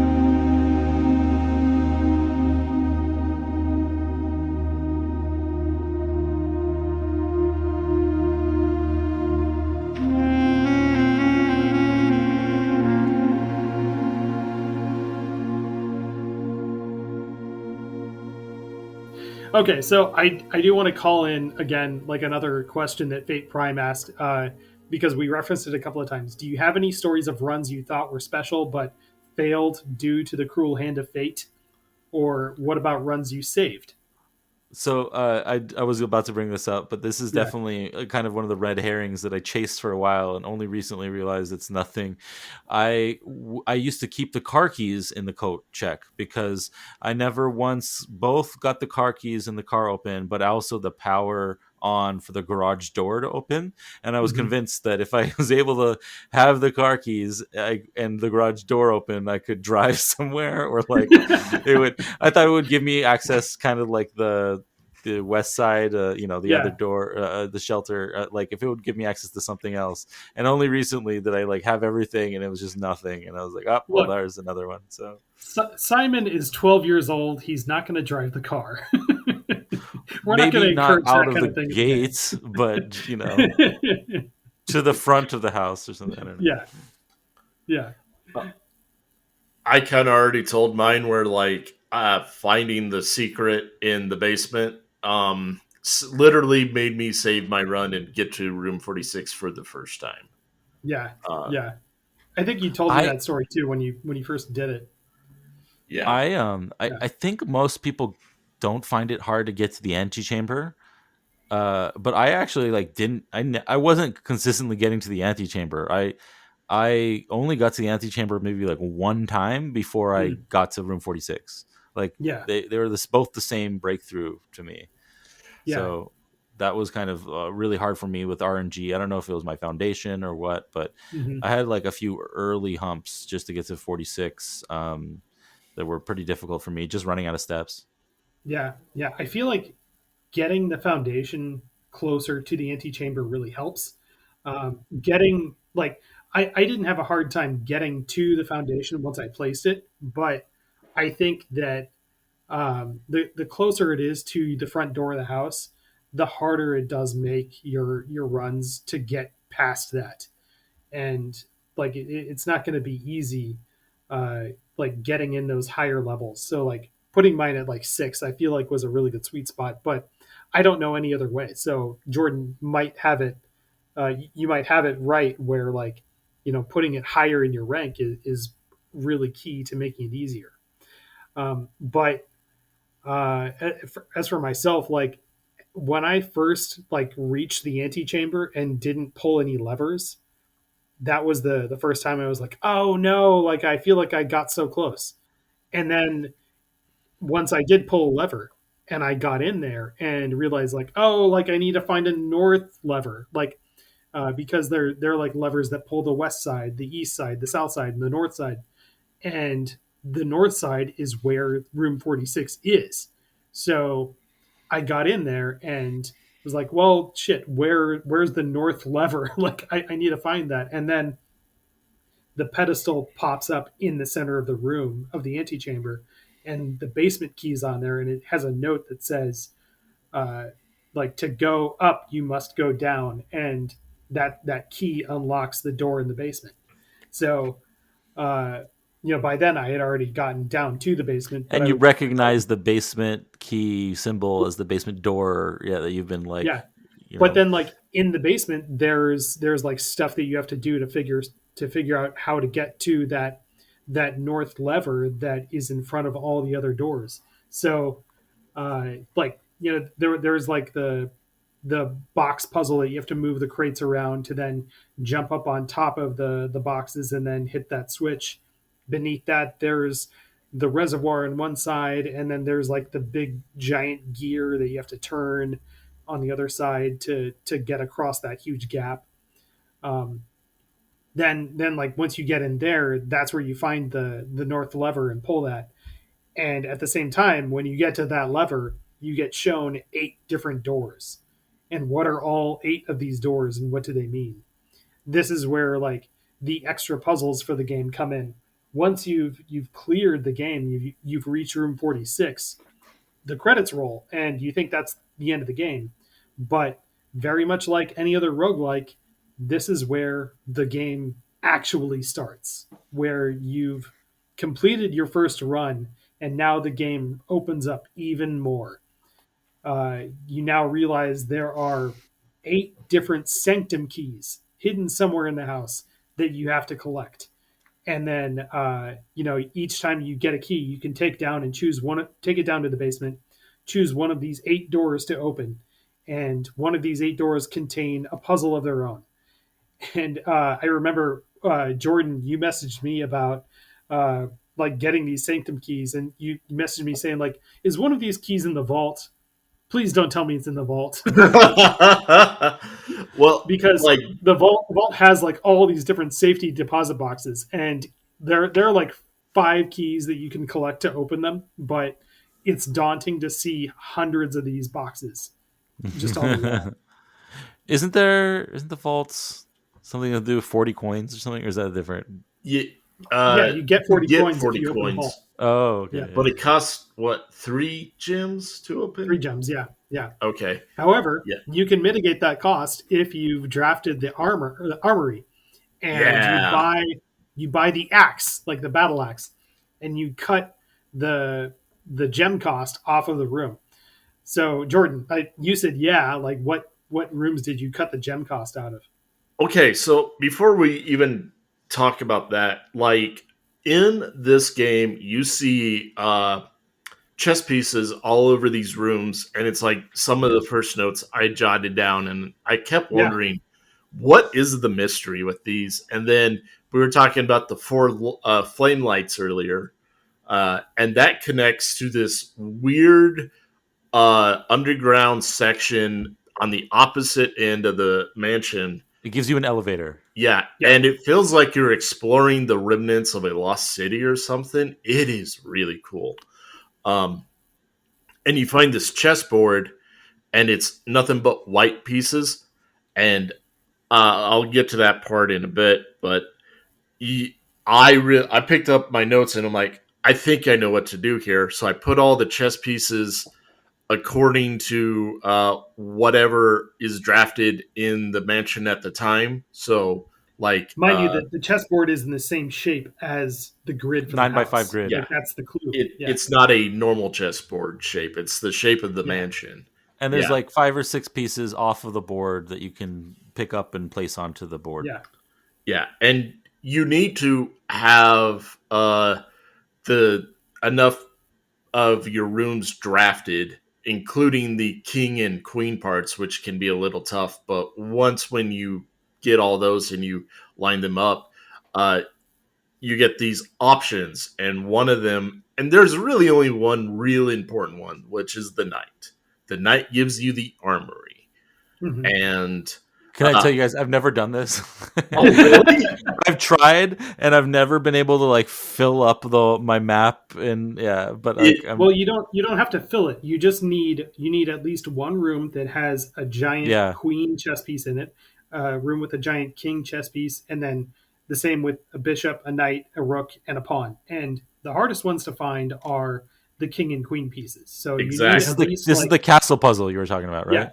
Yeah. And on the wall it says castle. I can't remember if it was always broken like that, or is that something you have to do? You need the power hammer to knock that part of the wall down, and then you see the word castle behind it. And so if you do like get all of these rooms, one that has the king and queen and stuff, all those in there, then you place the chess pieces on the board, and that opens up 6 different chess pieces for you to unlock. And you choose one of these chess pieces that are on the wall. And they all give you different perks. Yeah, they all give you different perks. One of them being the knight is the one that lets you draft the armory, which then holds that battle axe, which lets you cut the gem cost off of whatever room you want to choose. You can only do it 3 times. Yeah. Which it does not tell you. I feel like it should. Yeah. But the battle axe will only show up 3 times after and the third time after you've used it, it's gone forever. Jordan, what were the rooms that you cut the cost out of? I'm not sure how you pronounce it. The Corsair. It's a 4 exit room. That's a green room. It's also a kind of important room because there's a little trigger with a statue in the middle, and it'll pull down a wall, and you can dig a lot in there. I was like, okay, so 4 exits, a lot of digging spaces. I think that was my first choice. The other one was the passageway, which is another 4-room with vents. And I'm like, because I really love getting options. You want to fill up as much as you can. And I was like, these feel like the important rooms. And what was... Oh, yeah, the observatory. Because it's an early room you usually get, still costs... It's usually the first one you get that costs a gem. And you're just like, you always want to draft that room. So that was my last one. I did think about doing the trophy room because you would get a shit ton of gems that way. But I didn't draft it enough where it seemed viable to me. Okay, I cut the cost off of that one because it was so expensive.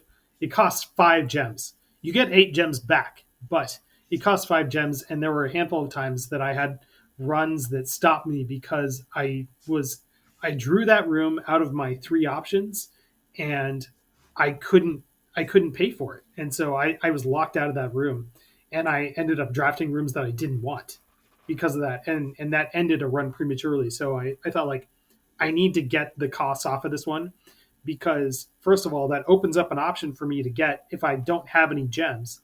And since I don't have any gems in these instances, I'll need more. And getting just a shit ton of gems is really helpful. So that was a no-brainer for me. And I didn't feel like the cost of 1 gem on a room was that significant. So I avoided like cutting the cost of rooms that cost just 1. But I did cut the cost out of the attic because, again, that would give me a ton of items. And, it costing 3 gems was kind of significant compared to costing nothing. Was like, okay, well, this is a lot of free stuff. I'm just taking it. And then I love the attic. Yeah. And then, the passageway being like a four-way division just really helps to have like that be free. Yeah. But yeah, oh man, the attic is key, because like if I see that and I know like, oh, I need a specific item, I draft the attic when I see it, and I usually get what I'm looking for. But okay, like talking about extra puzzles and stuff, I want to mention some of this stuff. There's a lot of other things to do. We brought up safes and stuff, uh, and there's like safes Red to unlock, letters. and there's red letters inside that start to tell a story of what happened to Baron Sinclair's.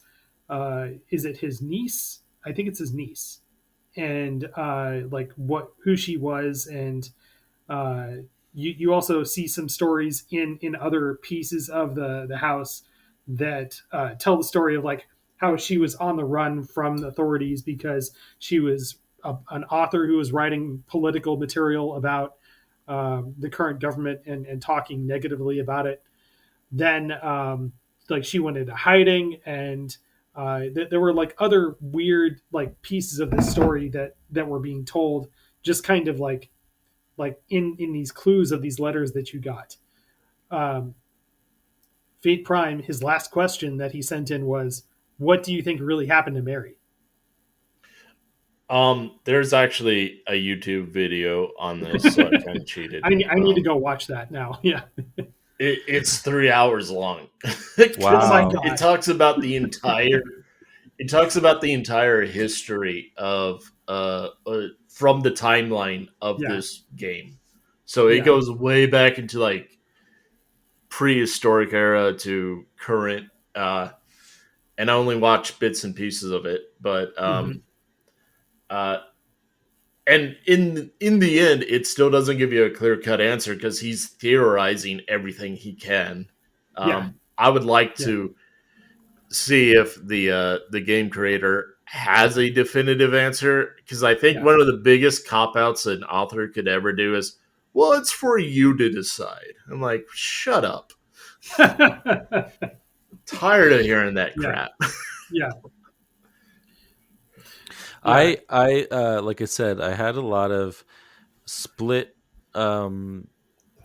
interactions with this game where sometimes I was playing it and sometimes I was like just looking over all my screenshots, and that was when I did the majority of my reading and stuff. So during my gameplay, I wasn't ignoring it, but I was like, I'll save this for later kind of thing for a lot of the narrative stuff. And then that's later is when I would be noodling with it, coming up with theories, doing the reading. And that's also when I would also be more open to consuming content and that kind of thing. So my own theories are really mixed in with a lot of just listening to podcasts and all that kind of stuff, because that's how I kind of dig into narratives of games mostly, is like with the reviews and listening to people talk about it.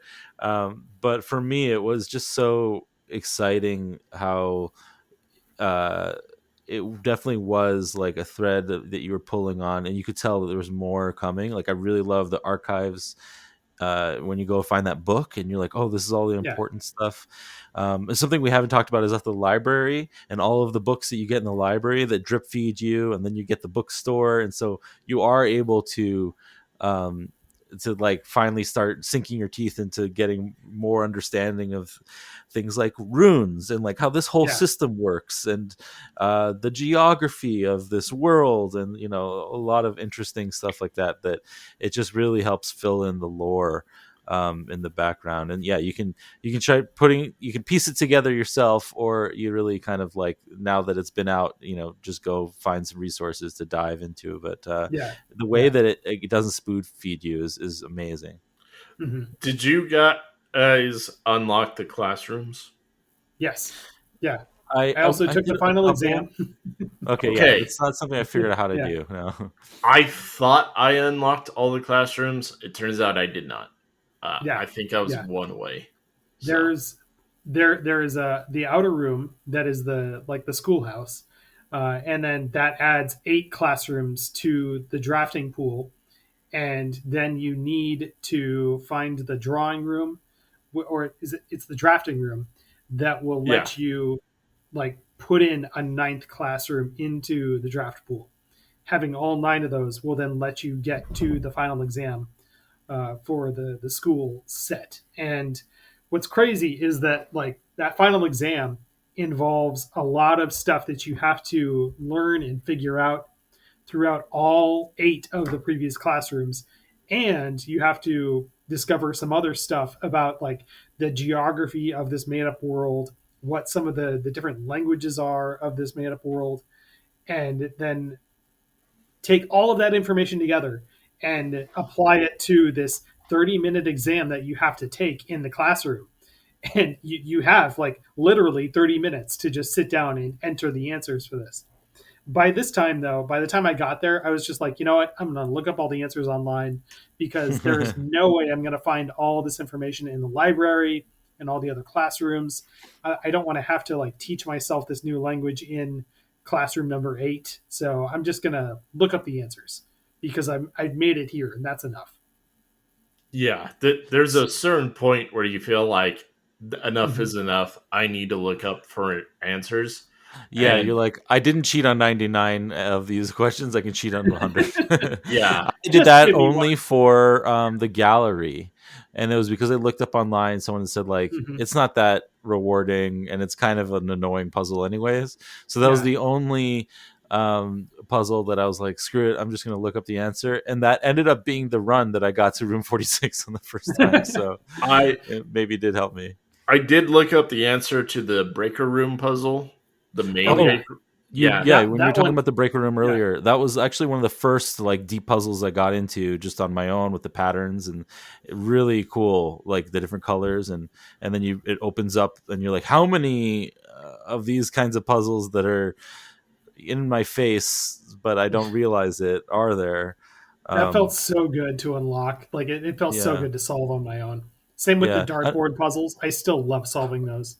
I was going to mention the billiards and the parlor room, 2 puzzles that you encounter early on and quite frequently. And it really kind of starts to show you like some of this game are like little islands that like they're independent, but you'll encounter them multiple times. And then, you'll start like thinking that way outside of the game. Has this game infected your guys' thinking? The parlor room, the parlor puzzles, like having those logic puzzles, like if-then statements, it really had me thinking that way. Yeah. For those who don't know what the parlor room puzzle is, you get these 3 boxes, and there are rules.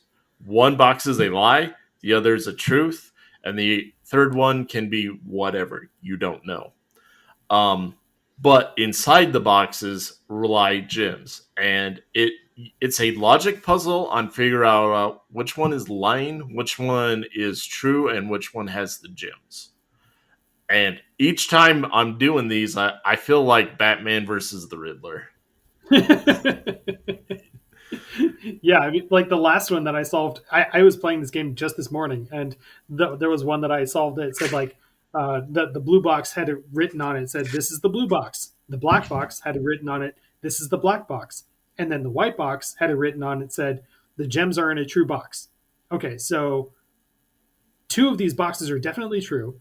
And then one of these boxes is saying that the gems are in a true box. But one of these boxes out of these 3 has to be false. So if I know for sure the blue box is true, and I know for sure the black box is true, then the white box has to be false, and the gems have to be in the white box, right? And you have keys, like special keys, that can only open these boxes. And I was like, well, okay, I'm going to try the white box out. And sure enough, gems were in that one. But one of the upgrades you can add to the room is just adding in a second key. So you get 2 attempts at opening these boxes. I wasn't able to upgrade the parlor. Okay. So I just upgraded my parlor, and I upgraded to the coolest thing, to the funeral parlor. Oh, why? Just because it looks cool. Remind us what that upgrade is.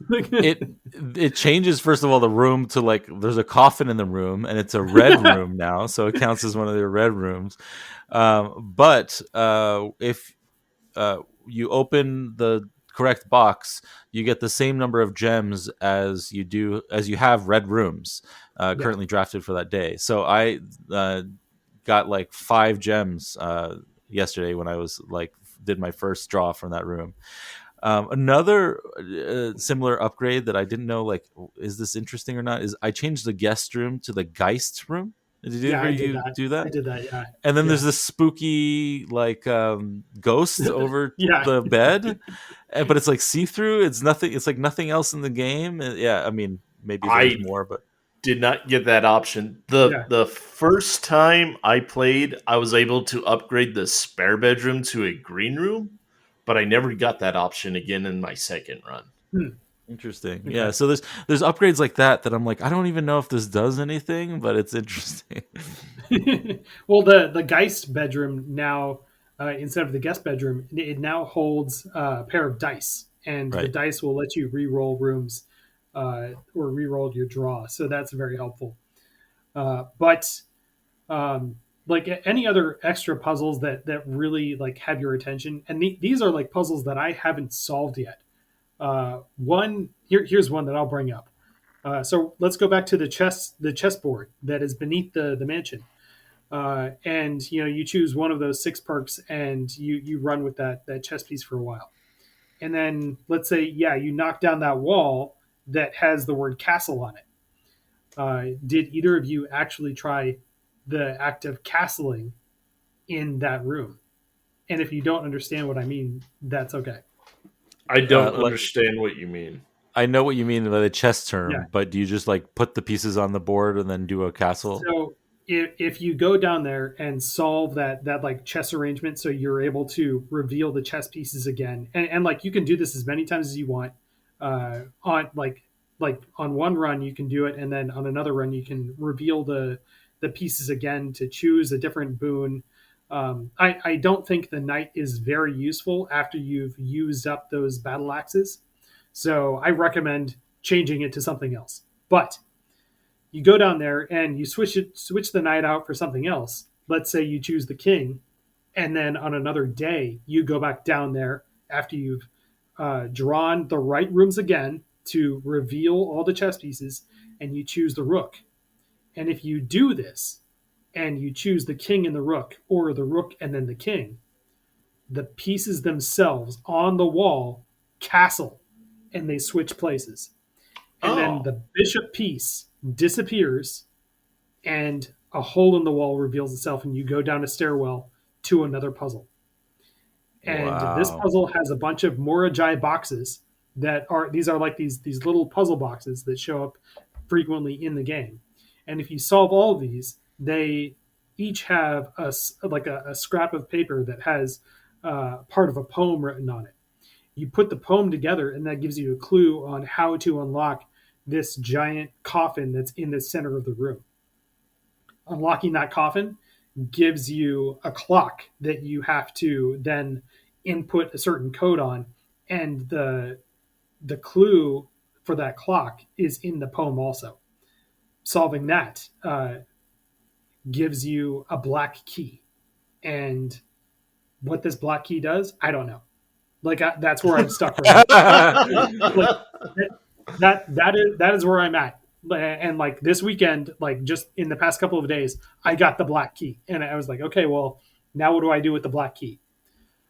Same thing with the tunnel. I have gotten like so deep into the tunnel where I got past the security door. Then I got past the basement door. Then I got past the bricked up wall with the power hammer. Then I got past the pair of candles. Then I got past the server room gate kind of thing where you need 3 microchips. Behind that is a blue door, and I don't know how to open that blue door. And so we're stuck at certain places. But it's funny how this game, you get to a point where you found out so many things that you now know that you didn't know, mm-hmm. that you're no longer embarrassed at your lack of knowledge. You're like, that's the knack. Like we're all talking about everything that we're hearing from each other that we didn't know about. And in a normal game, it's like, oh, what? I didn't see that or something. But here it's like, yep, that's something else I haven't heard about. But that's the nature of this game, you know? By the way, like if you get all 3 of those microchips and take them to the Blackbridge Grotto. That opens up the big gate and gets you the throne room. That's useful. But also get all 3 of those microchips and take them to the apple orchard. And you'll need those there to unlock the satellite dish. Oh, And it's like okay. that's where it is. But you'll also need something to light the bird bath on fire to then open that up to insert the microchips in. So you'll need either the burning glass or you'll need the torch that you get from the armory. Actually, I got news on that. I tried the torch from the armory. It did not melt the glass. The glass on the... What glass? Like on the bird bath? On the bird bath. Okay. That's weird. It worked on my end. But yeah. Oh, that's weird. I was...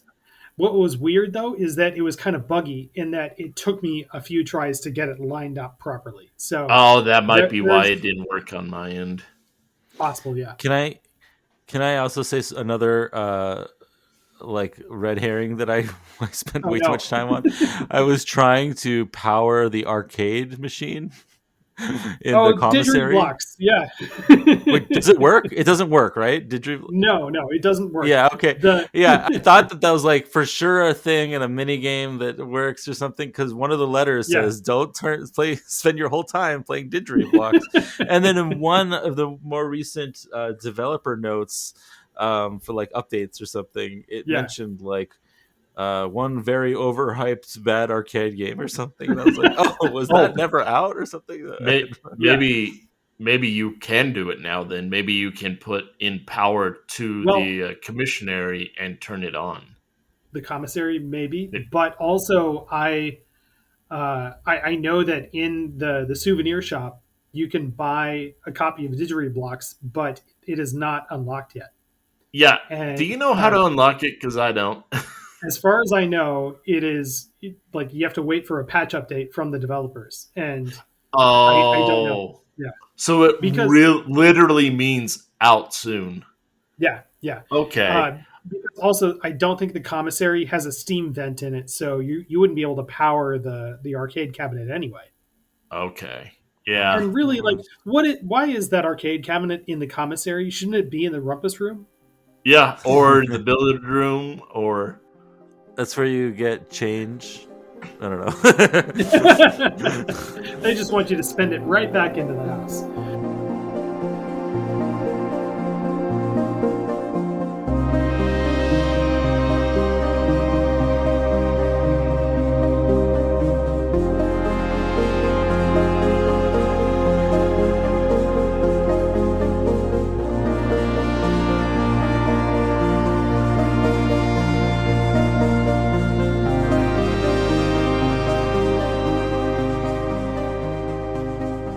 I was able to upgrade my billiard room, though, and that was cool because I would get a new couch each time I walked into it.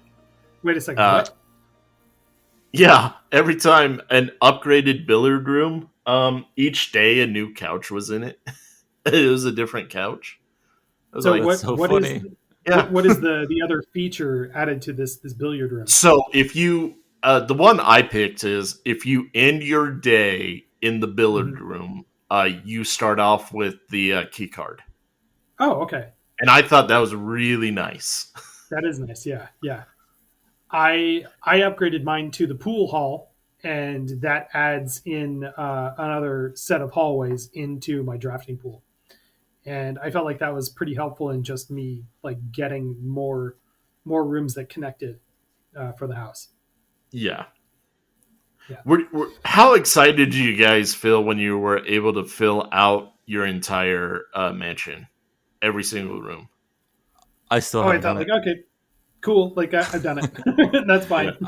I still haven't. That's one of my goals I was trying to do this weekend, and I got one away. Ooh, yeah, it was really annoying. I did want to do a small tangent based on Jordan, your names of all these rooms. Is that how much more have you guys thought about like 19th century mansions since playing this game? and what a dovecote is, or a hovel, or it's just like Yeah. before this we had Clue, right? That like taught Yeah. us about a library and a conservatory or something. But like this game really overdoes it and making you think about like old school manners. Yeah. Well, it's yeah. funny you say that because, like, when I was playing this game, I didn't look this up on purpose. I was just flipping through YouTube, and there was a short on, like, why parlor rooms existed. And it Yeah. really kind of was a waiting room of sorts way back in the day. And they were actually really connected to funeral parlors. First off, which I found weird, which made me go, okay, so that's why we get a funeral parlor as an option later. I'm like, Yeah. okay. That's interesting. But So, is there anything else you want to mention about Blueprints regarding just like the game in general? I mean, other than the sanctum keys, like getting those, draining the reservoir was interesting because as soon as I get down there, there's a bunch of treasure chests, and I just went, Yeah. oh fuck, and you can't break these ones open. No, You you have to need use your keys. key. But I luckily got it my first time. Yeah. Thankfully, also they remain open permanently, so you don't have to worry about like spending keys on one day. Yeah. And then I looked up and I saw a passageway there, and I was like, okay, I'm going to have to figure out the damn water level. And yeah. I asked you about it, and you said, yeah, finding the clue on that is super hard. And I looked online where the clue is, and I went, yeah, I would never have gotten that. I just happened to spot the runway and was like, I bet I can get in there, but what the fuck is the water level? Yeah. Oh, speaking of which, on that part, I messaged you a long time ago. Did you ever follow up if there's a train that comes? I I couldn't tell if there's an actual train that comes to that underground station, but no, I don't think there is one. Okay. Takes you to a whole other mansion. That's how this game feels. Is like I bet you there's like the mansion turns upside down. You find like a 20 by 10 grid, and it's another house. Yeah, or something like that. I think that this game sounds like it could be incredibly intimidating, and it sounds like it's like the master of all puzzle games, so you need to be into puzzle games to play it. But like if you're listening and you haven't tried this game, I really urge you that it's the game. It's like you can be really interested in like the first few threads you find and scratching the surface, or like us, all just in the end game, no longer worried about spoilers online, because even if someone shows you the dots and how to connect them, the RNG makes it difficult to connect, so you're still hacking away at it, trying to go further and further down the rabbit hole. And it's just such a unique, interesting game in that regard, that like I don't usually play puzzle games, but like it really stuck with me. And then once I felt satisfied enough with how far I took it, just really enjoying diving into the Reddit, into the people's podcast reviews, into interviews with the developer. I love the 11-minute speed run that's on this YouTube, and just like none of that ruining my appetite for it, and still just like eager to continue to dig at it, but just from a different angle now with all this information. So like it's just such a unique puzzle in that regard. Yeah. You mentioned the randomness, and that is the one thing that I really don't like about this game. And I personally don't like roguelikes for that same reason, where like just random rolls of certain things can ruin a run for you. And there were plenty of times where I would feel like I'm doing great. I have a ton of keys on me right now. I have a ton of gems, and then just something goes wrong in what I draw, and I end up with a bunch of dead ends, and I have to end my run even with a ton of resources. So the game does push back on you in certain ways that I don't like, and especially because it being a puzzle game that there's a great YouTuber named Mark Brown. His channel is called The Game Maker's Toolkit, and he talks about Blueprints specifically, how this is a major flaw that holds it back from being really good. I kind of agree with this in that it being a puzzle game where you get a solution to a puzzle in another location, you can have a hard time taking that solution and applying it to that puzzle because the randomness will sometimes prevent you from reaching that puzzle with your solution. So on the same run. Yeah. And so like but that's why you just become a crazy person with all the notes. Yeah. Even if you've got like, okay, well, I know what I need to do in this other room, but I'm just not drawing that room on my runs. I'm really frustrated. That's where I feel like it gets held back in my enjoyment, at least. So I do like this game, but I get frustrated with it a lot too. And that happens whenever I play any sort of roguelike. That kind of brings me onto a really great question. Because we were talking about Game of the Year and everything. Is this your guys' Game of the Year, or did you play something better? But I will say, before we get to that answer, this is by far the most unique game I have played this year. Yes, it is a very unique game. It's not my Game of the Year, though. I have started Clair Obscur, so I feel like that one it is going to take my Game of the Year. And I'm like halfway through it, and I feel like this is it for the game this year. What about you, Jordan? I'm in the same boat as you are. Okay. Yeah. And Gary, I've not played Clair Obscur. I'm meaning to. It's on my list, but it's hard. It's definitely. I've not been ever like pulled into a game like this before, where like I stopped playing all other games for 2 months. My like Call of Duty squad was like, "Hey, play." I'm like, "No, I'm building a mansion." and there's soft music and there's no one moving except the hamster. It's just so different than any other game. That like it's not twitchy, and so like the fact that it was able to hook me in, it's maybe not Game of the Year, but like definitely notable game of the last 10 years. So really exciting. I just to mention. Oh, sorry. All of us want to say something at the same time. Go ahead. Just want to mention, because we're talking about like what kind of game it is and all that. That it's really interesting timing, because this game's actually coming out on the Mac App Store on like Mac computers in a week. So mid-December. And I was just thinking, like, I could really imagine a lot of non-gamers playing this game, just like with their arrow buttons on a Mac, or playing with your cursor. I'm not even sure how it plays on PC, but just like I could see this being like almost like Myst from the 90s, or like some people could really get in this game. And I would encourage people to, because you could also digest this slowly. You could play this game one run a day or something over the course of a year, just kind of like chip at it slowly. And I think that's a really interesting ecosystem for this game.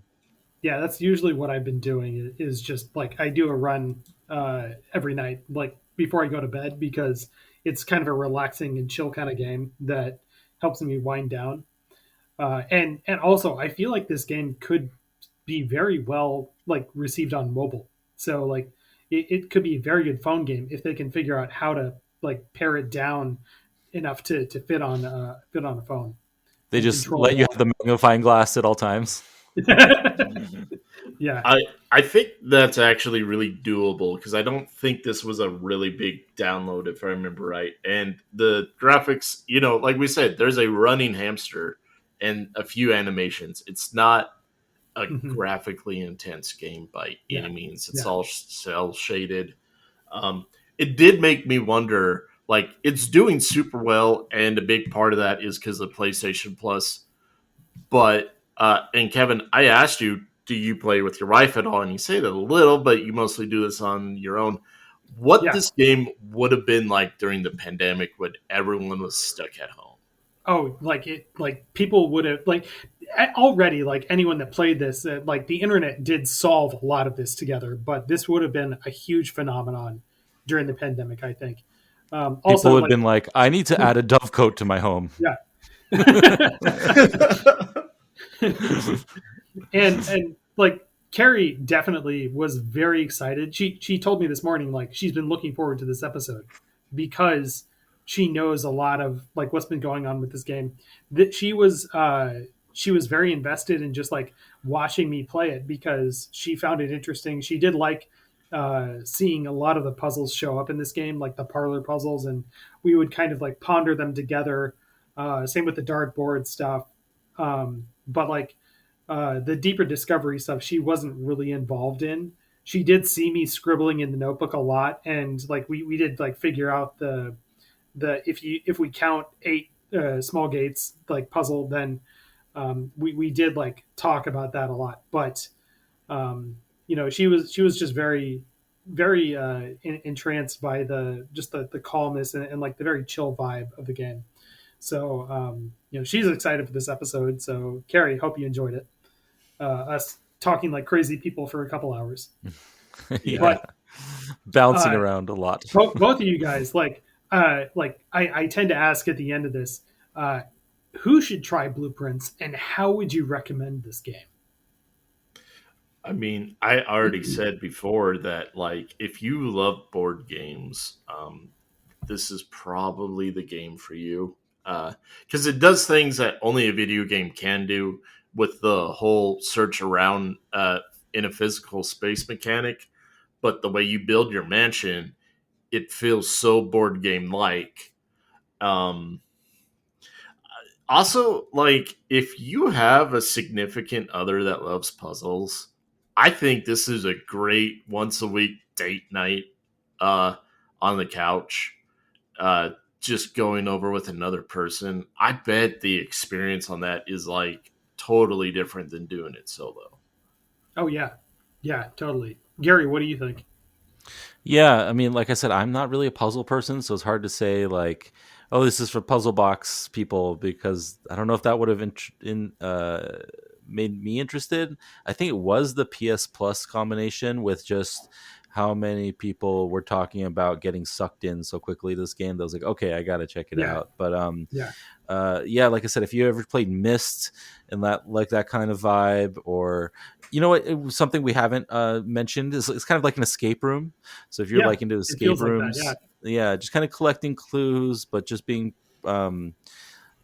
just kind of mindful and intentional. Like we said, it's a chill, cozy game in some respects.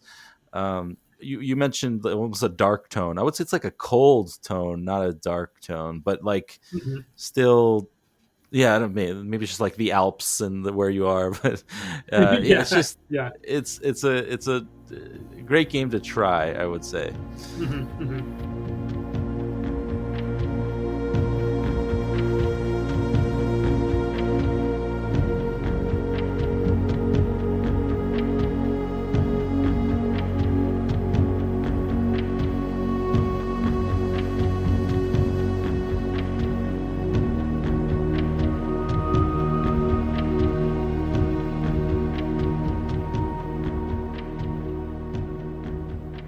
So you mentioned Myst. What are some other games that provide mysteries like a puzzle box or an escape room that you can think of?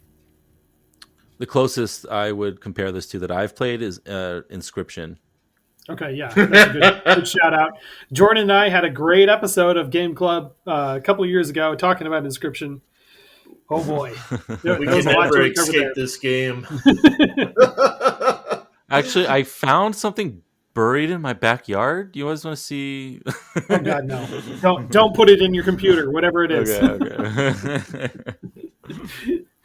Oh, Jordan, any recommendations besides Inscription? I know that one. Well, we already talked about all the games this thing is like: escape rooms, Outer Wilds. Yeah. Or Outer Worlds. I always forget now. Kevin did an episode on that too. It was really good. Outer Wilds, like, if you enjoy puzzle box kind of games, like Outer Wilds, one of my all-time favorite games. It feels like this game, just set in space, and there's no randomness to it. Everything is in the exact same place every time. Oh, So okay, awesome. Yeah, that was the it number is, one yeah, game I kind of felt like was recommended after Blueprints. yeah, Yeah. yeah, an incredible game. I Yeah. love that one. And if you are not much of a board gamer, but you got these things called friends, check out the board game Betrayal on House on a Hill. Okay. It's Yeah. very much like this. You build your own mansion, but you also someone's trying to kill you, and you don't know who. It's Yeah. great. It's a really fun game. It is really cool, and like there's different things that happen in the house as you uncover it. So you don't know what the monster is going to be, but eventually something happens, and it could be Frankenstein's monster shows up and starts to kill everybody, or a bunch of bats fly at the house, and they've now surrounded the house and they're trying to lift it up off the ground, and you have to escape, or like Yeah, I think you aliens got come to down. play the game 20 different times before you get repeat scenarios. And they added tons of expansions if you just love it and you Yeah, keep yeah, wanting more and more and more. So yeah, that's the absolutely. only games I can really think of that are Mhm, like this. mhm. But that's kind of the beauty of this Yeah, game is that it's not like a lot of other games. yeah, And yeah. it's definitely worth checking out. Other ones that I can think of are kind of like this are the Forgotten City, and earlier this year we had an episode about that game. Though this one doesn't have as upfront as a story as the Forgotten City. It's just that that one it has this like puzzle that you unravel and connect dots to, and it's pretty fascinating of what you uncover. And then The Witness is one that definitely came to mind when I was thinking of this game, because you start to see things that connect the dots, and you start to see patterns. And so, Gary, you mentioned in the notes here is like, did you start to see blueprints, patterns, and clues in real life? Dude, I was I in a feel like that. one-on-one. Oh, sorry. Go ahead. Go ahead. I feel like that happens with The Witness, definitely. But like, what happened with blueprints for you? Sorry. Yeah. So I was in a one-on-one meeting with my boss, and I couldn't stop looking at his necklace that had looked like two mountain ridges, and I was like, "Wait, is that a clue?" And like, it's like, I'm not in the game right now. I gotta pay attention to what my boss is talking about. I can't screenshot this for later. Like, Yeah, you start to just like going crazy a little bit and putting all the dots together and thinking in real life. You're like, wait, what is it? And I almost wanted to ask him like, where is that from? Like, maybe it is a clue, legitimately. Like, did your boss grow up in Fen Aries? yeah, exactly. Like, is that Scandinavian or something? This is definitely one of those weird games. It sticks with you after you put the controller down because you will keep thinking about certain Yeah, things and just a solution will come to you out of nowhere and you're like, damn it, now I can't wait to get back home and try this out. yeah. Like I'll be in the shower and I'll be thinking like, I wonder if that thing beneath the clock in the den is actually a keyhole. It looks like a keyhole, but I haven't figured out what key goes in there. Mm-hmm.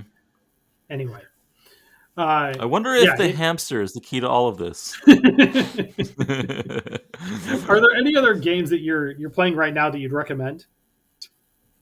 Sure. Just to change it up a little bit, I'm playing a new VR game. I'm a big VR fan, and I haven't heard too much about this one lately. But Moss Book 1 and Moss Book 2 were like two big VR games that came Oh out yeah. in the early days of VR. And there's a new game called they're platforming games, and there's a new game called Champions of Glass. Oh no, it's called Glass Breakers Champions of Moss, and it's in the same world, but it's like a real-time strategy game. You're playing another actual, either an AI or an actual player, and Hmm. you're controlling three heroes, and it's a quick strategy game in real time, so not turn-based like Demio, which is another very popular Yeah. VR game that just had a new updated new version come out. I haven't heard Demio. I've heard a lot about recently, and people are playing that probably because there's also a flat flat screen version on Steam. I think there might be for Glass Breakers as well. But anyways, haven't heard much about this. Glass Breakers, Champions of Moss. Really fun, quick strategy game.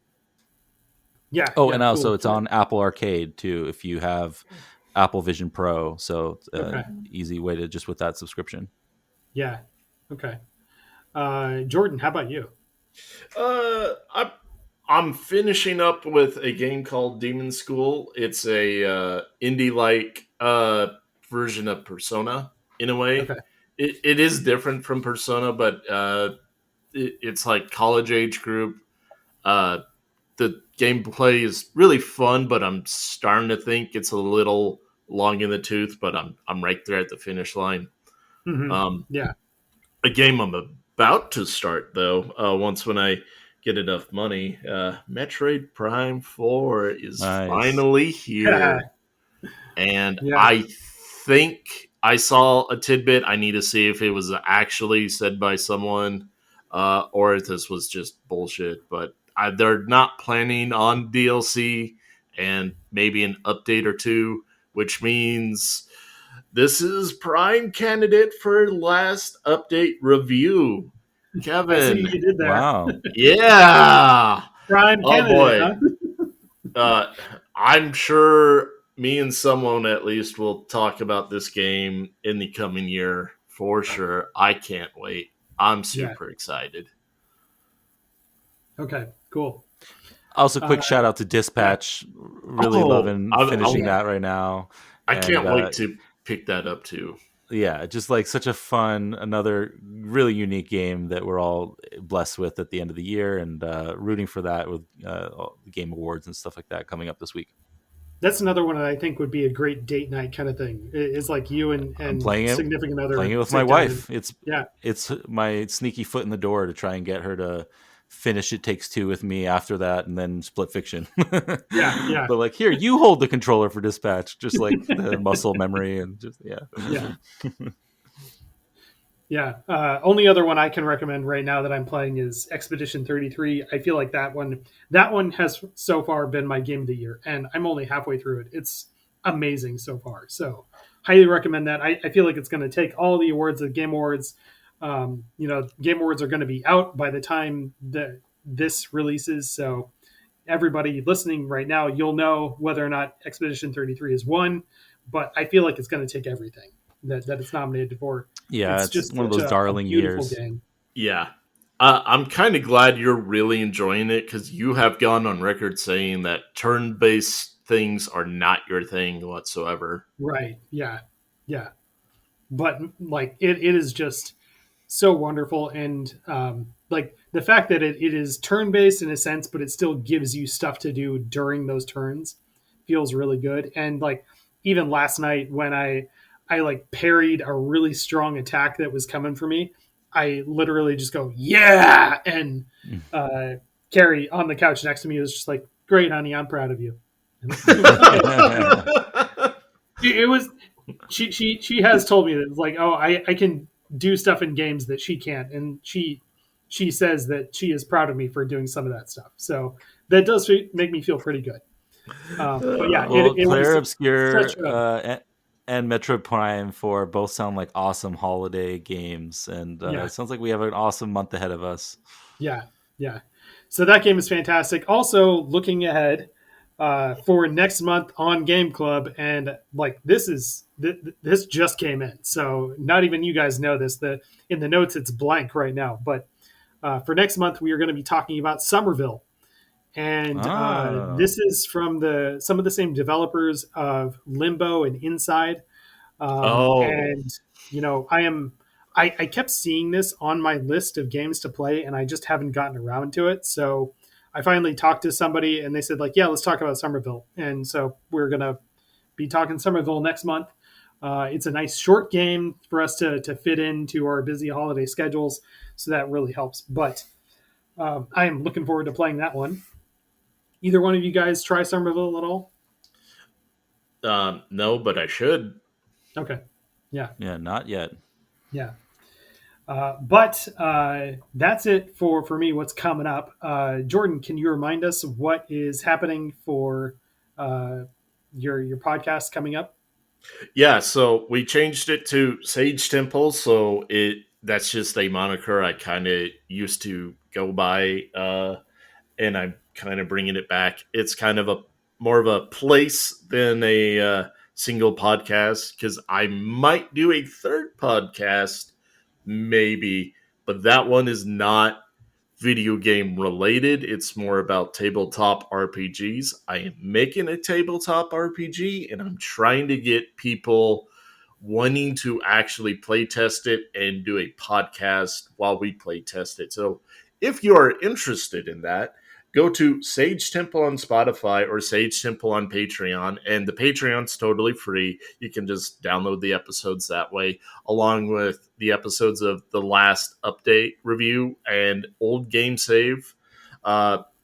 Tears of the Kingdom is next month, and I got a very interesting guest, and I hope he sticks on next week for the recording. I'm kind of excited on who I got. So, Okay, cool. Yeah, Cool. That and find me on Discord at Jordan Vickers, Sage Temple. If you want to be a part of these shows, I would love to have you. I'm still looking for guests. I sent out a giant help me email on the games that I wanted to review next year, like Spider-Man 2, and I forget the rest of the list. That's okay. And then like you have a holiday episode coming up too that Yes, we helped that will record. be Yeah. yeah, that will be out by the time this is up. So Okay. go check out Kevin in talking about his gaming memories, along with some other people that I brought on.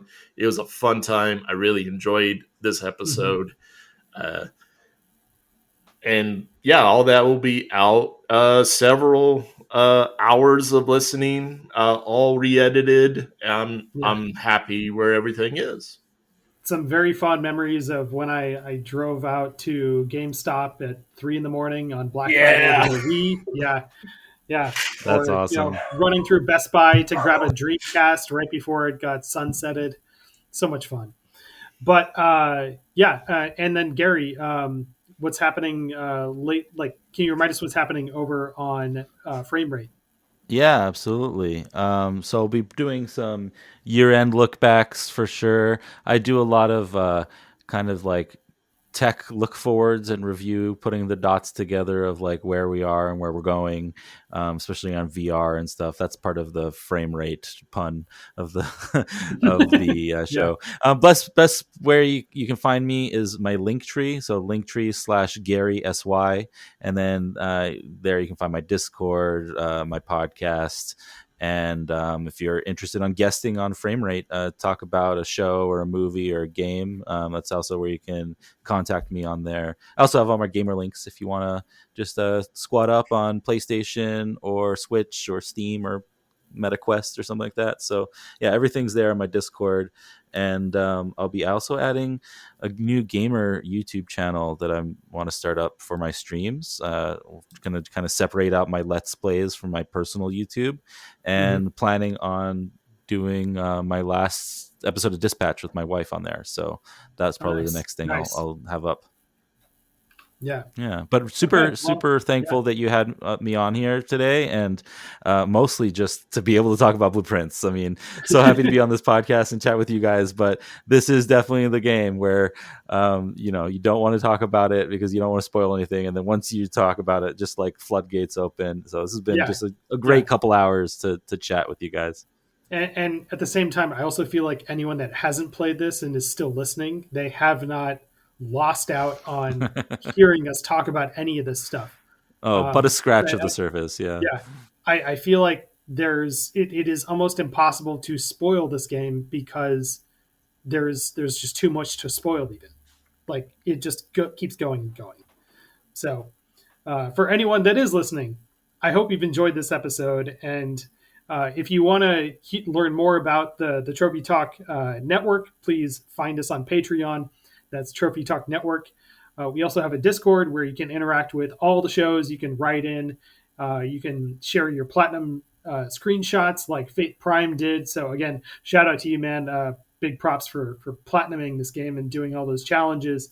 The challenge modes we didn't even talk about, but who cares, because I wasn't able to do it. So congrats, Fate Prime, for finishing Dare mode and Curse mode. I think those are the modes. Also doing a speed run, finishing it on the first day. So big props to you. Whole other breed, man. That's amazing. Yeah.